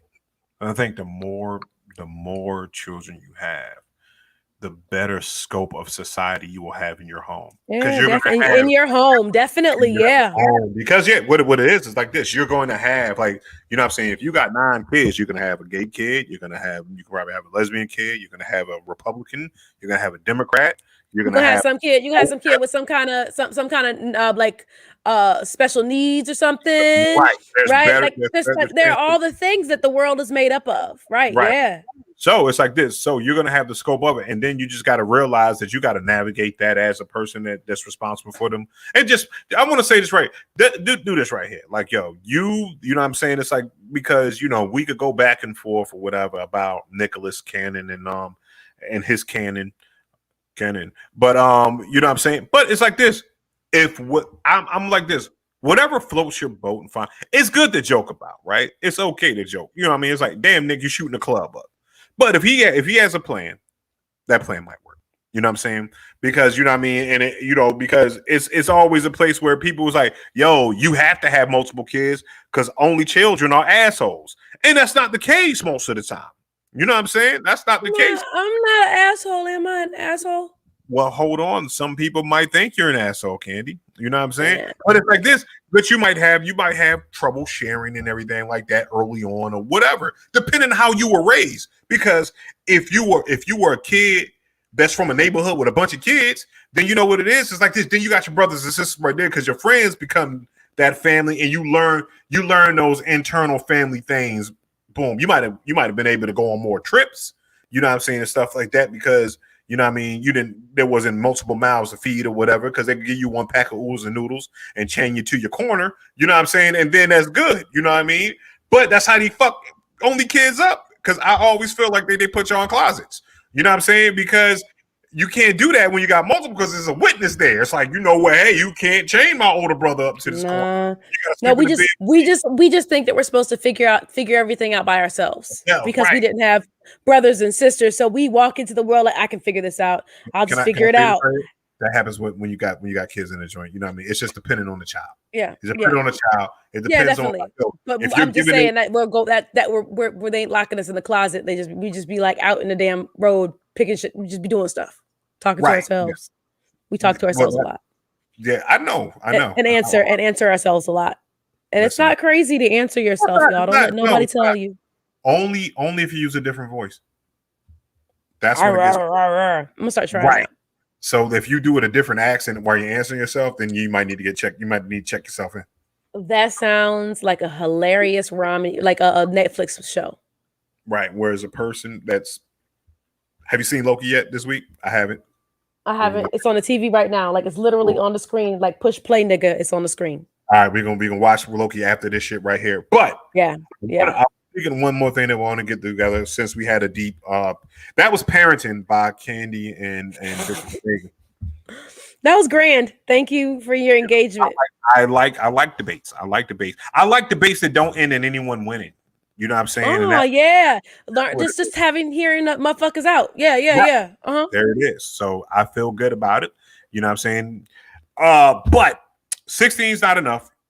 I'm gonna keep on bringing this up. It's gonna be 4:00 at Beats and Bars. Check my profile or whatever for the location and everything like that. It's gonna be behind the old Durham lot 8, behind the old Durham courthouse where the old courthouse was. It's in that parking lot right behind it. What's over there? What's over there? That sounds good, but if people aren't familiar, can you give them another landmark?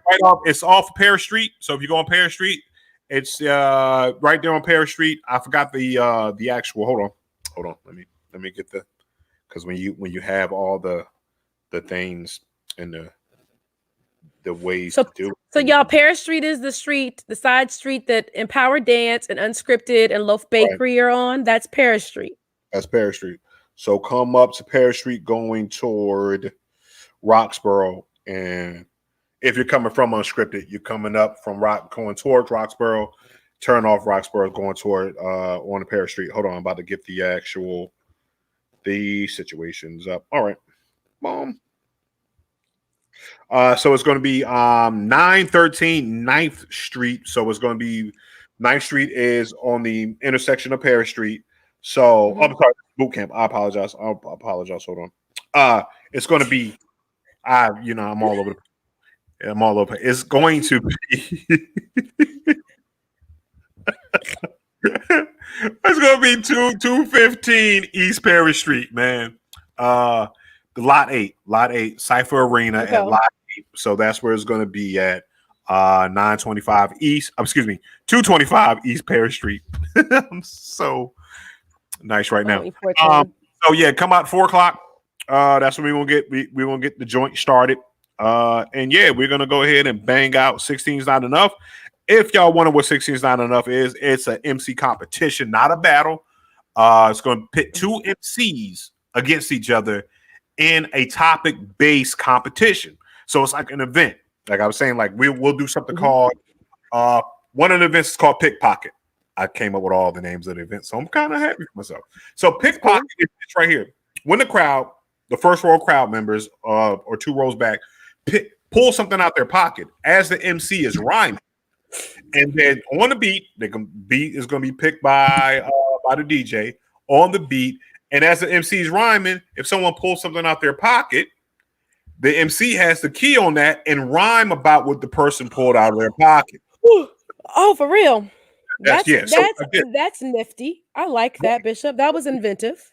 right. So it's like this. If someone pulls a tumbler glass out the joint, you know what I mean? You'd be like, I'm out here driving my car, busting ass. I might just take a slip from my glass. Cool. You incorporated it. You incorporated it. But what the judges are going to be judging on is your creativity with the incorporation of whatever the topic is. So if you just say something, if you pick up the glass part, yeah, you get a point for that, right? For just saying the glass.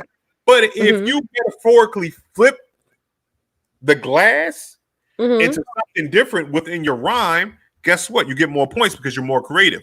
And what we're doing is we're just saying that which MC did that better. Now, if you also can fucking diss the other person while said glass is being blown and you flip it, then again, the more creative you are, the better off you are. So we got one like Random Rambo. We have like where they pick any random beat and you got to rock to it. Pick your pocket. We got you got one joint where an MC can do this right here because it's just not freestyle. Well, the MC we spit a verse. It's called "You Need More People." We don't believe you need more people. So where it comes down to the judges is right here. They're gonna let you spit a verse, whatever verse you want to do. Now you can say whatever you want in this verse, but your demeanor has to come out within the verse. So it's kind of like this. Yo, son, you lying. And the judges, this is how hard it is. The judges get to tell you straight to your face that we don't believe none of this shit you talk about. So if you up there talking about, I got a Bentley, you know what I'm saying, 5-car garage, I got 7 children, and your ass out here with dirty Air Force Ones, and you know what I'm saying, you got a fake chain on, we don't believe you. You need more people. So, and then that's going to culminate into the finals where we're going to do the greatest story ever told. So basically, it's going to be someone like either I like to call them the consolation rapper or the concierge rapper. That's going to be there. It's going to start a rap, and then you have to follow the story and keep going until someone falls off. So if we robbing a bank, then you pick a character, and we got to keep going through the story in a round robin situation until someone falls off. If you can't keep up with the story, and that's going to be freestyle too. Okay. So it's going to be a couple of days, a couple of things on there that's going to be able to trip people up. Like I looked at it after I read my rules on it, I wouldn't be able to be a champion of 16 is not enough. You know what I'm saying? Right. It goes on. But I didn't do it for myself. I did it for y'all. You know what I'm saying? So that's what it is. So where's Phenomenal? Phenomenal's going. All right, fuck it. Yeah, he going. Yeah, he's all right. So for Phenomenal, Justin, who was stuck at work today, shout out to Justin. He's probably out there listening. Hi, Justin. You know what I'm saying? My homegirl, Candy, you know what I'm saying, doing her thing, hating shit all over the planet. You know what I'm saying? And myself, Bishop Omega. This has been Television Ratchet, episode 155. Remember to get your tickets for Beats and Bars. Holler at me in my inbox if you need any other information. Holler at Crystal in her inbox. You know what I'm saying? Should be a dope weekend. Sorry you won't be able to be there, Candy. You know what I'm saying? Yeah. But hey, if you can make it, come through smelling like paint. Boy, Bishop Omega. We out here. Let people sniff on you.